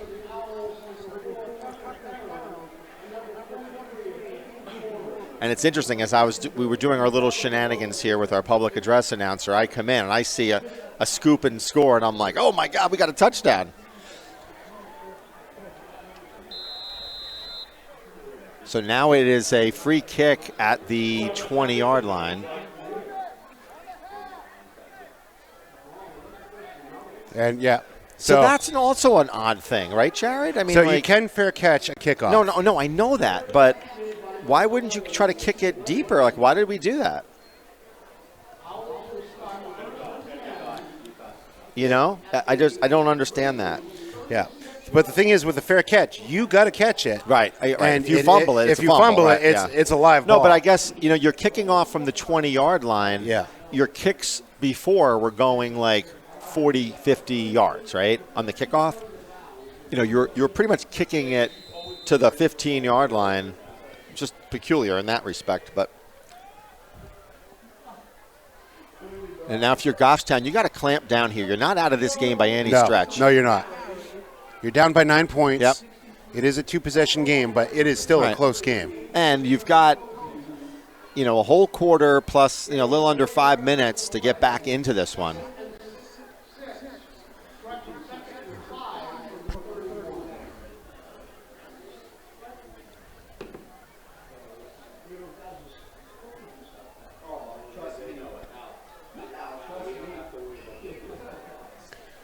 The Owls come out. They have a split right, split left. They have a double wing on the right side.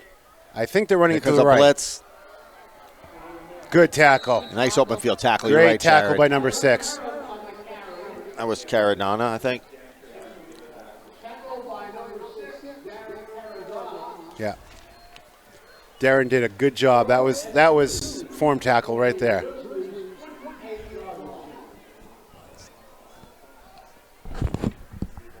Number 6? Yeah. I don't know.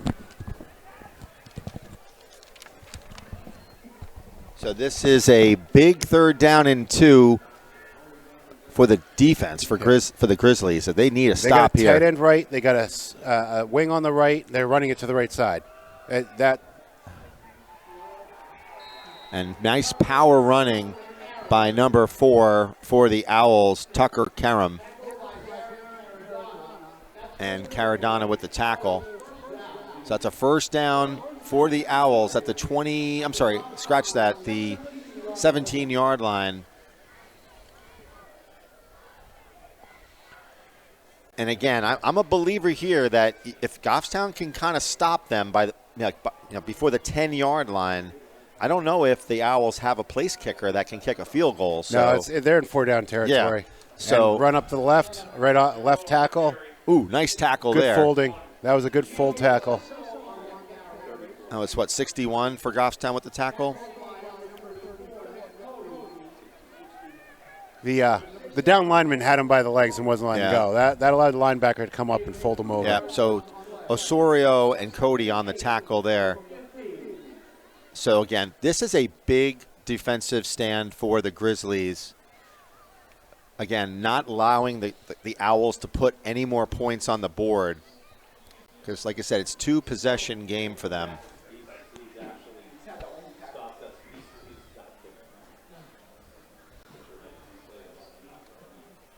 And Jared, they've been going mostly to the right side, typically, or what do we got here? Timeout? Timeout Owls. So what's happening is when you're on offense, they have what we call a strong side because you have 11 men on the field or 11 players on the field. So the strong side is usually the side that has 6 or more. And what they're doing is when you see somebody line up, it's a tight end position. So you got the center that snaps the ball, you got the guard, the tackle, and then the tight end. That is a receiver. And when you put somebody right next to him, they're running to that side. Yeah. They're overloading that side, and they're running to that side. What you normally have to do is we're playing a 3-man down lineman. Usually what you want to do is move your defensive end out a little bit more and have the linebacker kind of Fill in stacked that- up fill in right that behind him. spot. So they kind of look like on offense, they kind of look like an I formation where you have the defensive end lined up right on his nose and the linebacker behind him. That way the linebacker can go to whatever side the ball's going to be Makes hitting. sense.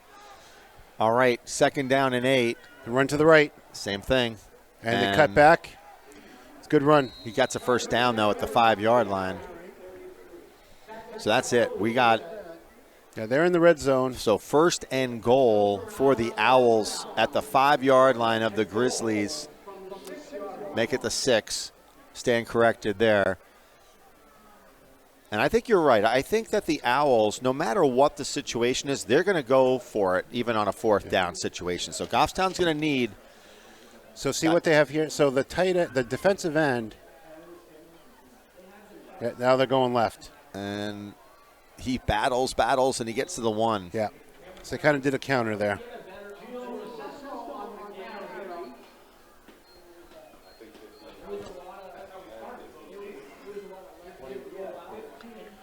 So the ball is going to be on the 1-yard line. Looks like it's going to be a short one. This is where defense, you gotta start just hammering.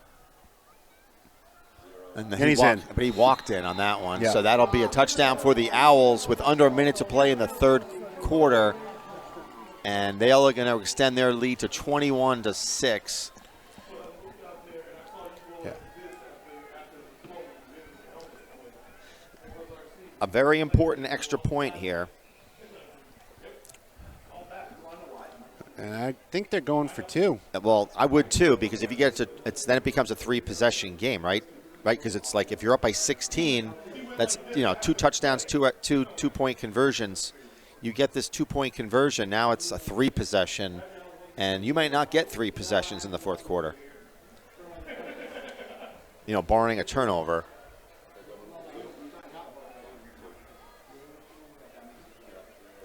And it's going to be a run up the right side. Oh, it's a keeper. It's a counter keeper.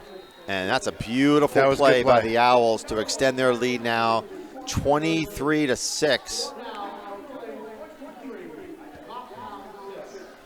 So it's a 17-point lead for the Owls with under a minute to play. So certain things are going to have to happen for the Grizzlies. You're either going to need a big play, right, to extend these numbers of possessions, a turnover or anything that can get you some points.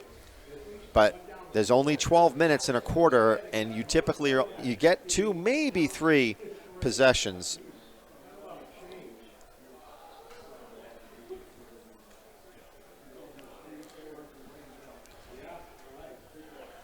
And I tell you, you think about it, you talk about that was a 10-point swing. Well, not only was that a 10-point swing, Jared, but also let's not forget that the Grizzlies gave up a touchdown with 1 minute and 20 seconds to play, and the ball was on the 20-yard line. So the Owls scored, went 80 yards for a touchdown with under a minute and a half. I mean, in high school football, that's impressive. They used the clock. They had a lot of passes to the sideline to stop the clock. So I think you got to give credit where credit is due. The Owls have played a nice game tonight.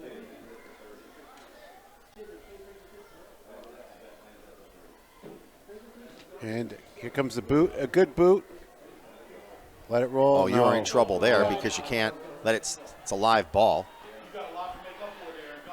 That's the one thing about when the ball gets pushed back so much. You don't have any blockers, but right. If the other team doesn't stay in their lanes, you got some opportunity. Well, it's kind of like what happened before. Like a lot of times on these muffed receptions or kickoff receptions, it screws up the coverage team in terms of lanes, etc. So crowd has thinned out a little bit. It's gotten colder, a lot colder outside.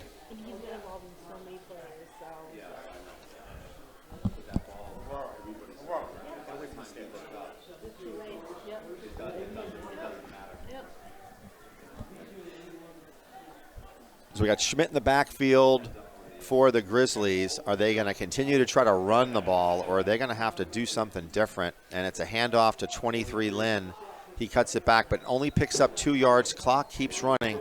Goffstown's going to have to go into a hurry up here because you're down. You've got 3 possessions. You do not have the clock on your side.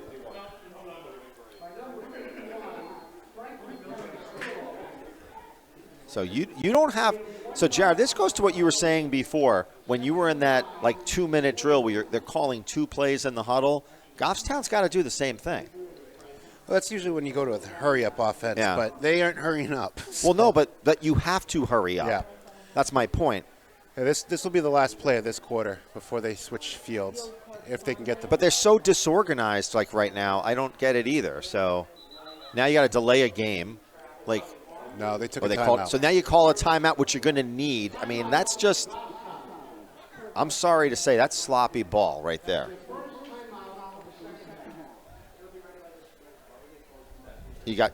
So now when you need these timeouts, you're not going to have it.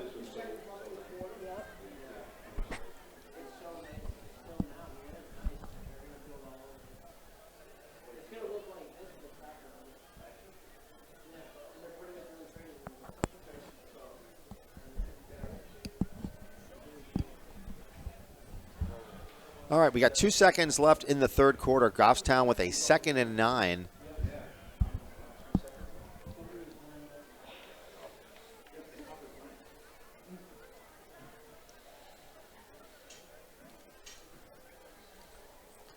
So this will be the last play of the third quarter. Goffstown's coming with the double tight ends on each side and slots on each side.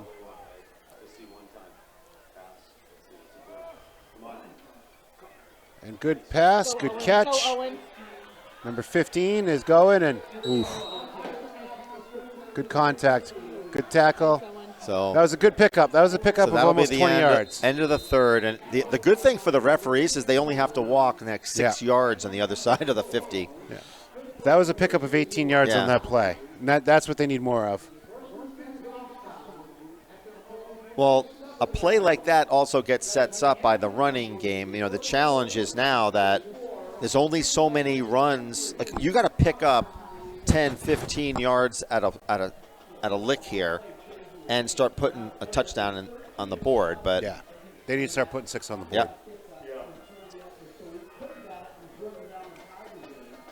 So the ball will go on the left side of the 50, so that is still the Owls' 47. So 53 yards to go to get into the end zone.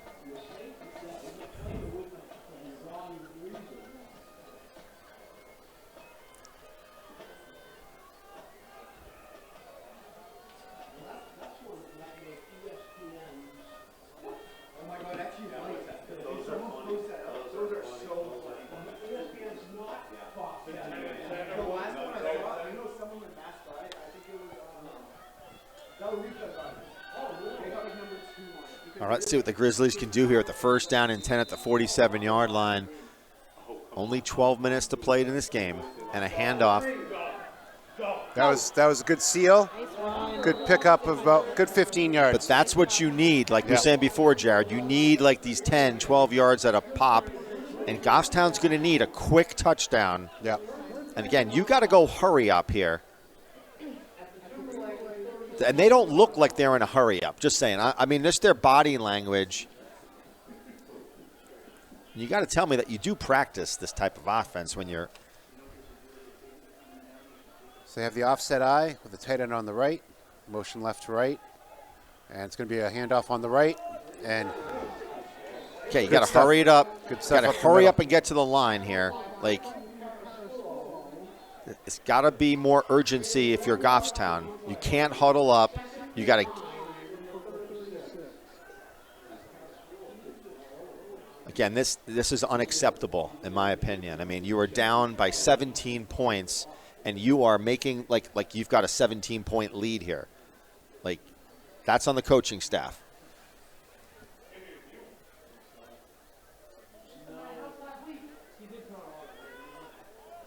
Just from the body language, you can see as people walk into the line, you can tell who's going to be getting the ball and who's not going to be getting the ball.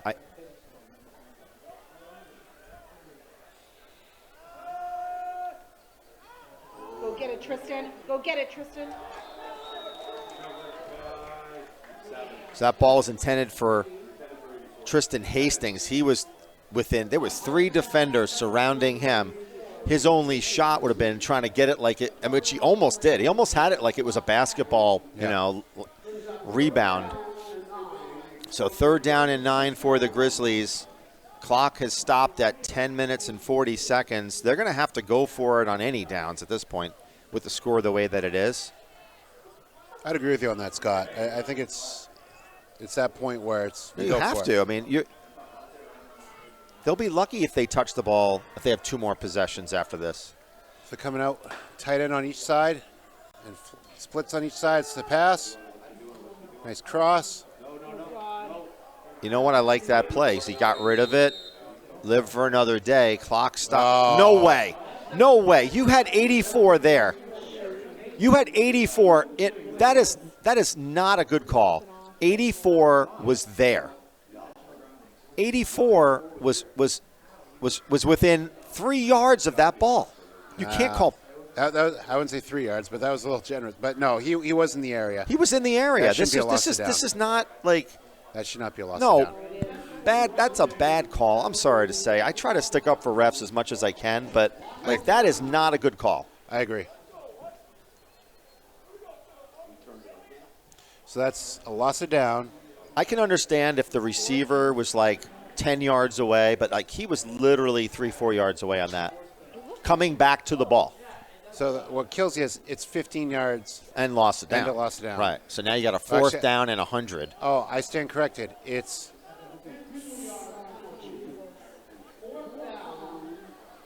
you lose the down and you still get the penalty. So get the penalty yard. So 4th and 28. 4th and 28. That's a really high probability play.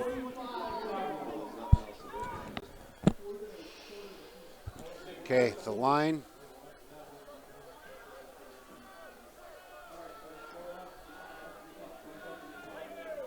You got to do a deep. You got to go. Oh my God! There's a player came onto the field. What is going on? Number 7 ran onto the field. Too many on the field. Timeout, Goffstown. He had to because he would have had too many men on the field.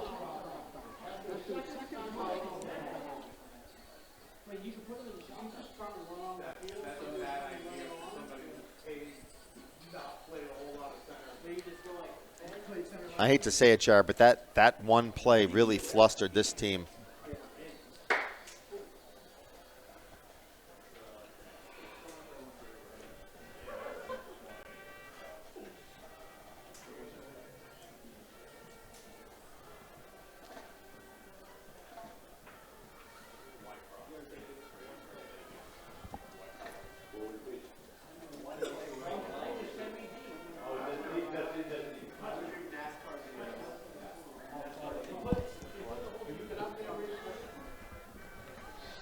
Okay, 4th and 28. Let's see what we have up on the board. Oh, I'll tell you, if you can convert this one.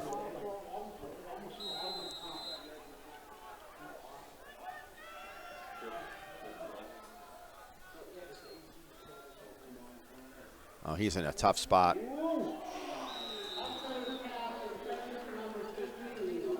That's going to be a turnover on downs.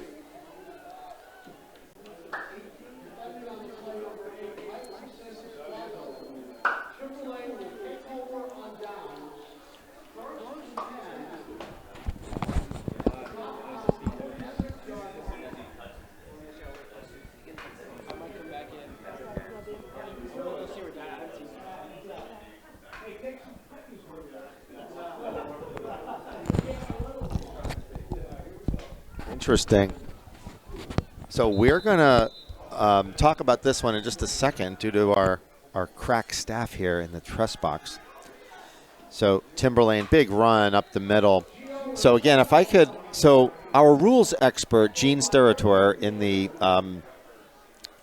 so according to the New Hampshire football rules, a kicking team can recover an onside kick if it travels at least 10 yards or if the receiving team touches it first. Once the ball is legally recovered by the kicking team, it is dead at that spot and they cannot advance it. So the argument here is that if you recovered it, you can't advance it. The ball is dead. Well, where it is recovered. The thing about it is they didn't advance it. They brought it back. They brought it backwards versus advance the ball No, forwards. it's where I think it's what I'm trying to say is Once he had possession of it, once he had possession of it, the ball is dead. Yeah. So that will be a question that I think we will pose to the officials at the end of the game, saying, hey, just curious, like, what is the rule on that play? So first down for the Owls. Looks like they are on the 17-yard line. They are marching down the field. So the Grizzlies have to they've got to like stop them here clearly and try to force a fumble.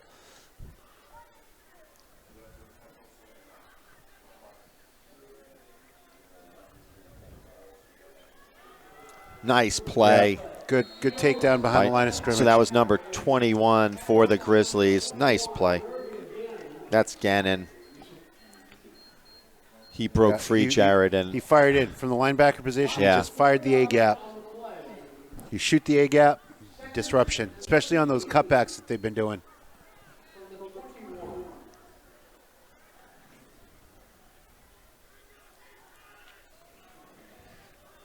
Second and 14. oh, we went offsides. Number 61, I think. I think it was Osorio entered into the neutral zone. Let's see what the refs say.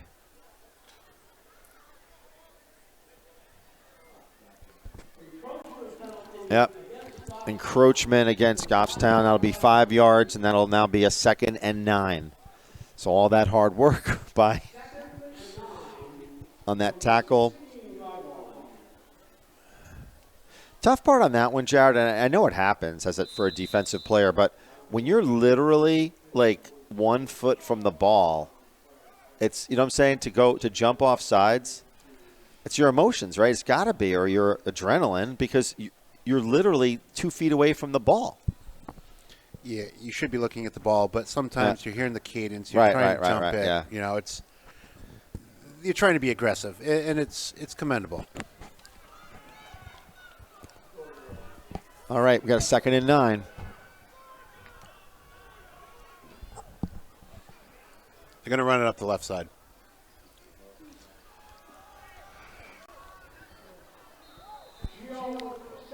And we got a flag. Late flag comes in. And holding on the offense.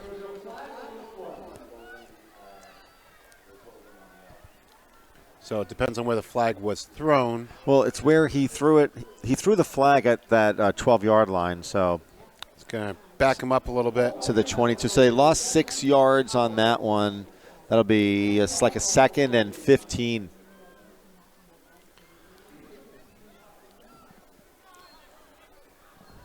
So it's at the 22-yard line. It's a long 15, almost 16 yards. Yeah. Nate's mad at me because I did the math quicker than him this time. So that's why I think he's doing it, because he's like a math dude. And he kind of knows, like, quickly he can add yards in his head.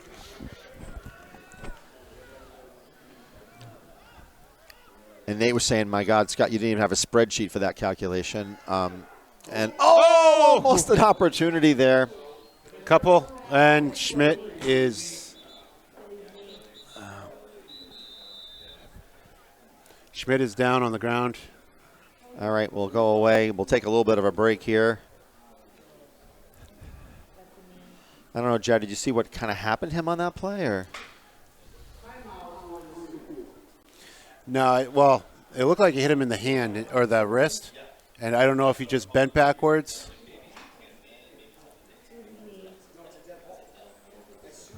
Right. So what? Yeah. So that was a question. It's a dead ball. So that should never have. And how did 4 or 5 referees miss that one? Okay. All right.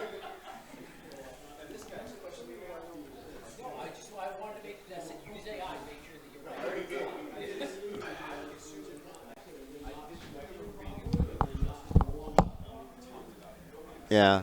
So the question that we're up here in the press box and we're talking about that that kick, that onside kick, where the rules say that once the ball is recovered, it is a dead ball.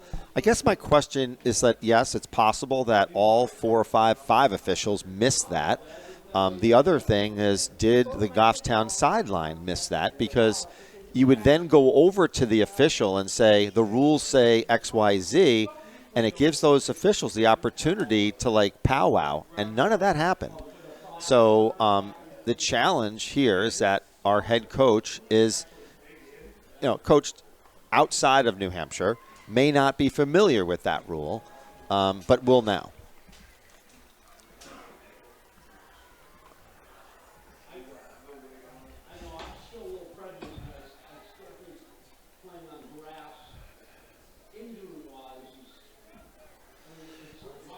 So as we were going back to that one play, that was a very pivotal play because it was it was 13-6 at the time. It would have been Goffstown's ball, as opposed to then being 15-6, and then with a short kick when they got the ball on the 40. So it really was at a pivotal point in the game.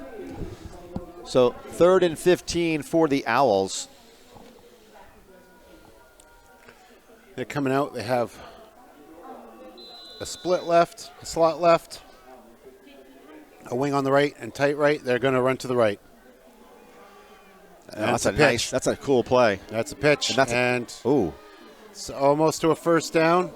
Yeah. And I think you might have gotten it. So that was a 3rd and 15, and it looks like a pickup of 15. Yeah, and I'll tell you, number 8, Mikey Santasuazo, has had one heck of a game, Jared. Right? I mean, yes, he really has. He caught that ball in the end zone right before the half. He's run so hard. He's like a one-man wrecking crew for the Owls. All right, so at this point in the game, no play more important. They've got to get a stop here if they're the Grizzlies. 4th and 1. You saw.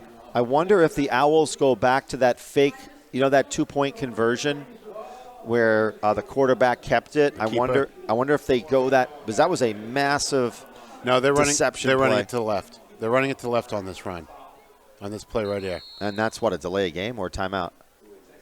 Timeout. Owls. So that leaves them with one timeout. And it is looking like some of the stands are emptying out a little bit. So, Scott, let's talk a little bit about homecoming. So what kind of goes on with any alumni, the student body? I'm told that there's a dance going on. Tomorrow night there'll be a dance for the student body. And but you're in the sense of like homecoming, when you think of traditional homecoming, it's graduates of Goffstown coming back. I don't know like what that looks like in terms of like notifications, et cetera. But typically you would see like former students, but former players themselves kind of come back for a game like this. For the student body, it's a whole week of they do shenanigans. Well, they dress up. Today they had an assembly where they do like fun and games where each class. The class wars. Yeah, kind of like those. Class wars type thing, right? You got it. So I'll find out. So usually, like the seniors always win, but I'm curious. We'll just see. Nate, did the seniors win? Nate, did the seniors win again today? We won't know till tomorrow. Okay. So here we go. 4th and 1. Looks like it's going to be a run to the left. And it's a pass. Going deep. And it is a catch. There was opportunity there for Goffstown. There was massive. To knock it down. We'll look at here. There are 2 defenders right next to him. And turn their heads. Yep. They aren't turning their heads. Well, 23 didn't turn around. Neither of them did on that one. Which, again, understandable. You're kind of playing the man, but right when they're putting the arms up, that's when right. And okay, here's the other kicker too, is that you're in the end zone, right? So you have to have you got to turn the technique there is you got to turn. That's no and good. look. No good. Wide to the left. So it's 29-6 with 6 minutes and 35 seconds left.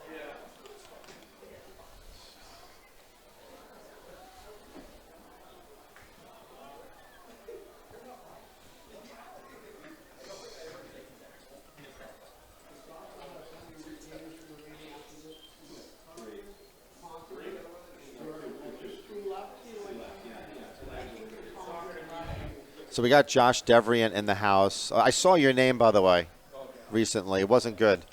I think you didn't do attendance on time or something. Is that right? Is that you? Yeah, it might be one day this week. One? I thought it was all days. Oh.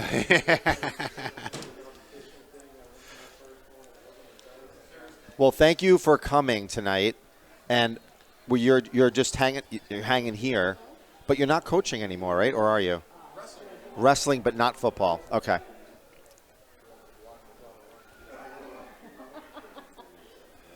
It's a big commitment being a coach. Obviously, you do it for the love of not for the money. You do it for the love of the sport. And come on, Nate, you're killing me.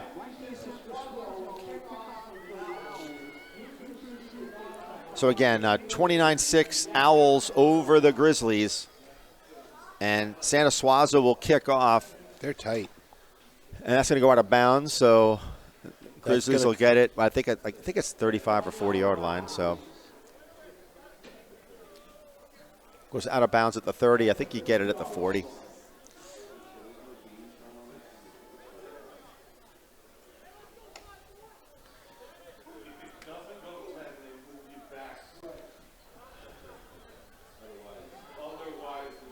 So the Grizzlies will take over. On the 35, on the right hash mark.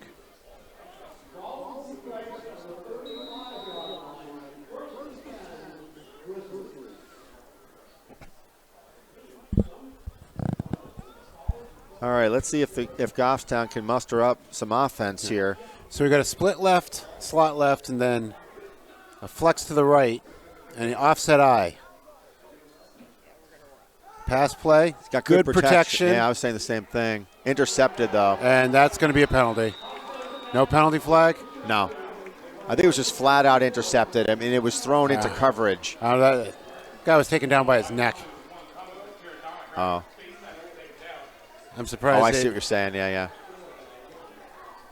Usually that'd be a horse collar or some kind of call, Yeah. but no call there.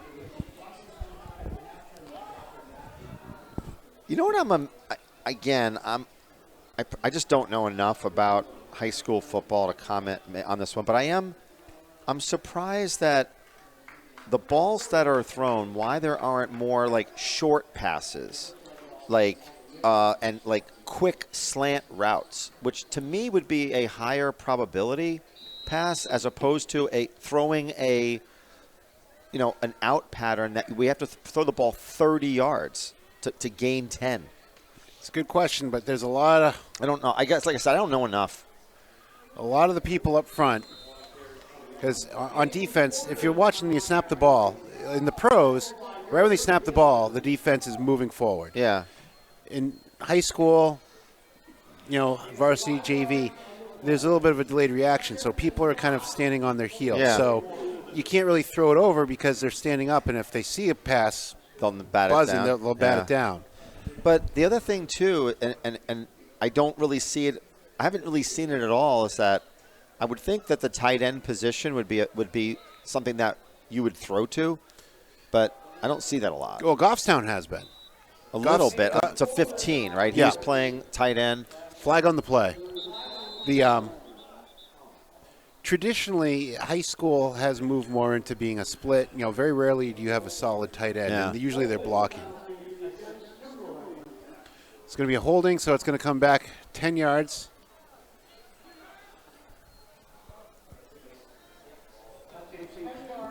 It's going to bring up a 2nd and 14. And they've had success. Like Santa Suazo has picked up a couple of these, like 3rd and longs. But in this case, it's 2nd and 14 or so. Clock is running. So the clock doesn't stop on a penalty? Didn't know that either. See? Learning all this stuff now. Or is it 5 minutes, 21 seconds? Pitch.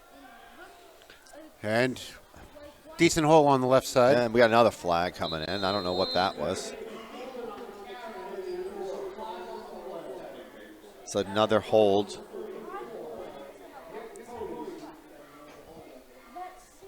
So the hold was at the 48-yard line-ish, although they're not. So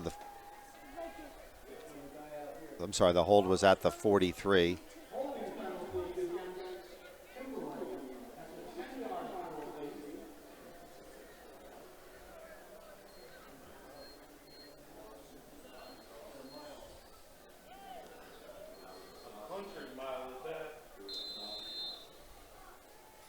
I have to say, it is amazing working with Nate Bracey up here. Like, you hear him, like, doing the math calculations in his head to give the fans an accurate experience. He has no spotter.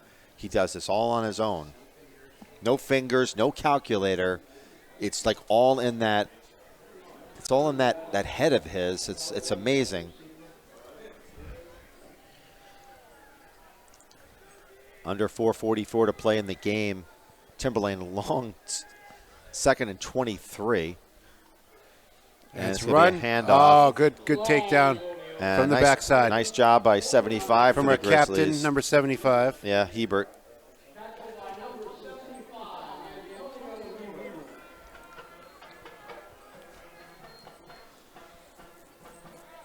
You got a lot of, you got Crocs with these, what do they call these? The giblet thingies? What are these called? These things. Gibbets? Gibbets? Gibbets. Is that the inside of a turkey? Like what's in the inside of a turkey? Oh, that's giblets. I don't know, but they right down in Merrimack, you can go pick some up. And she needs some new ones. Well, let's hope. They're going to air it out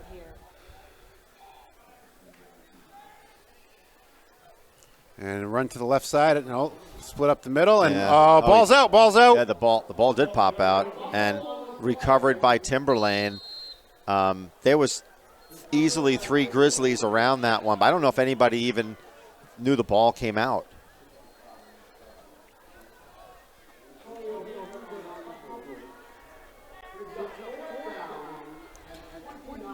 So this will be a punt for Timberlane. And Long, number 3, Hunter Long will receive the punt. And he is at around the 34-yard line. And nice kick. Long. What are you doing? Like, get away from that ball. And Long picks it up, and he could go all the way. Go, Hunter. Oh, and he goes out of bounds at like the 3. Wow. You know something? I got to give Long credit for that in a way because it was a really risky play. The kid is scrappy. But they're down by 29-6. Like, why not? And there's a flag on the play. But where? At the end of the play, I don't know if it's unsportsmanlike, but that came from the ref, and that he's coming to talk to the coach.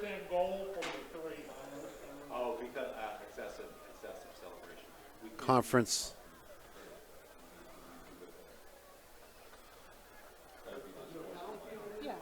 So we're trying to find out what happened here. He might be saying, hey, take this player out of the game. He did X, Y, Z. We'll see. And it is on Timberlane.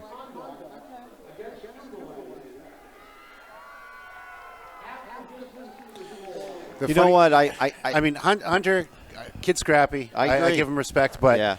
If Timberlane was there and they're playing it right, They should have pushed him in. They pushed him in the right. ball and Yep. make it a live ball. Yep.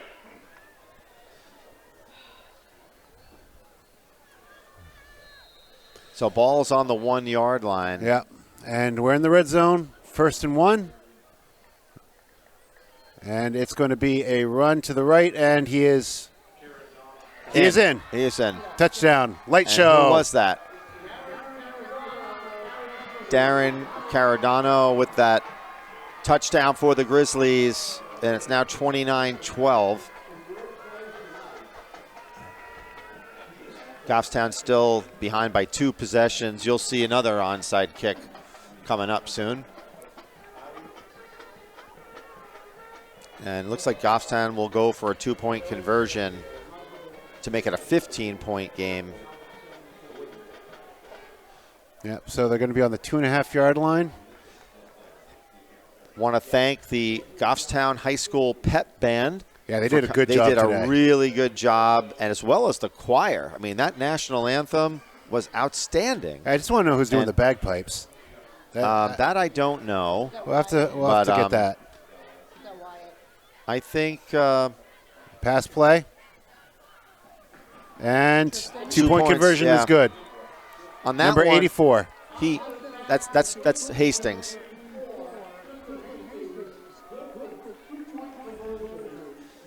But on that one, our quarterback had time to throw the Yeah. ball, and it was a cleaner route, you know.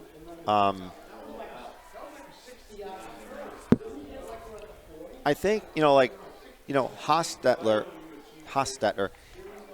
he is only going to get better, you know. Wait, what class is he? I think he's a sophomore. Yeah, so, some of these passes that he's being expected to throw, I mean, you're throwing like a 20-yard out route. That's like the equivalent of like, what, a 40-yard pass, You got to put a little zip on it. No, he hates to lose. Yeah.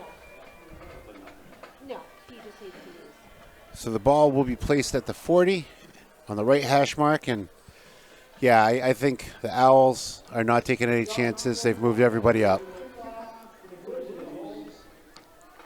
So this one becomes interesting, Jared, because if you can drop it right behind the 40, okay, a high ball, you have a chance. Yeah. If your gunners on the right side are running hard. Yep. You got four people. I'd go to the right side of the field. They only have 3. You have 4.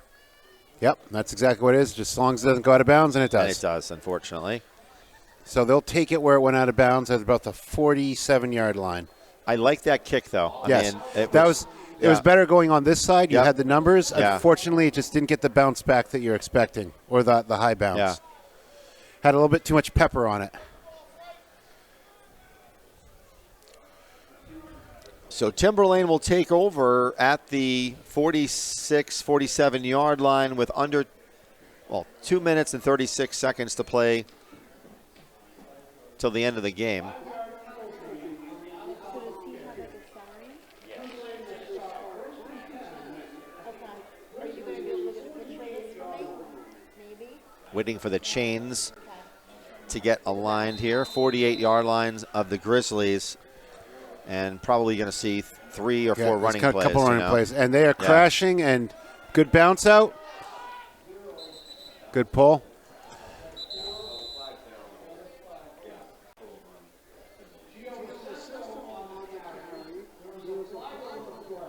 And what do we got here? Probably another holding penalty. And the way that the ref is lined up, it looks like it is a hold. And a hold at around the 46-yard line, which means they'll push it back 10 yards.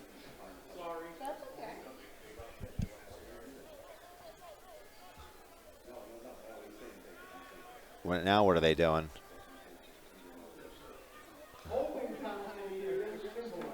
Right. So the flag was thrown at around the 46. So it.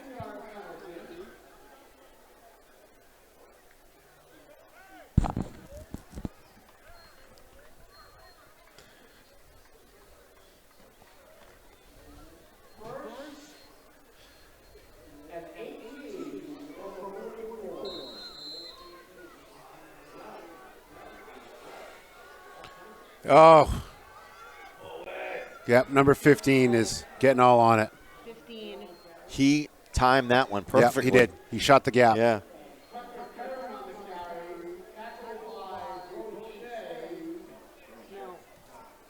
But at this point, I think this is where you're putting your seniors in. You're getting towards the end of the season. Yeah.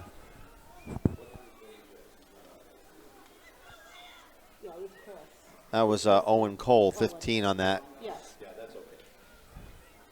Called Had a his- couple catches today. Yeah, we've called his name a few times too. Yeah. So see how the interior line now, they're starting to get tighter? Yeah. You know, their feet are closer together. They're shutting down the gaps. And for that particular reason right there. Look at so now we're getting sloppy again, right? With the missed tackles. There was like 2 missed tackles. So it's going to bring up about a 3rd and 8. So a pickup of roughly 11 on that play. Nice run by That was. the Owls on that one. You could just tell he was bouncing it outside, just how the interior line set up. But hey, as we wind down this game, nice job by the Timberlane Owls. Santa Suazo had a very, very strong game. Their quarterback as well, Fitzgerald, did a nice job leading this offense. And we got a Timeout. It's going to be timeout on the Owls. but why? But why? Was time running out? The formation was wrong. No, I understand you're up by 15 points with 44 seconds. Like, Still a learning is, opportunity, Scott. is this like a way to you make sure that the bus gets fired up, gets warm? Scott. So they'll go 3-3, the Owls. What? Oh, I didn't hear anything.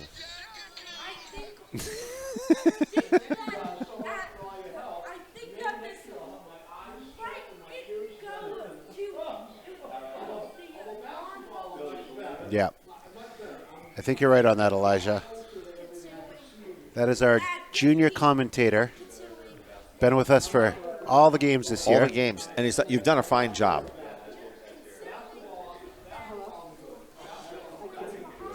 Aurora, on the other hand, I'm not so sure your contribution tonight. Hey, did you see her on the field? Yes, with, she did with her tumbling? Tumbling. Yes. But she did help me. And that's first down. Yeah, and that'll do it though. No. So, but she did help me, doing this little prank that we did.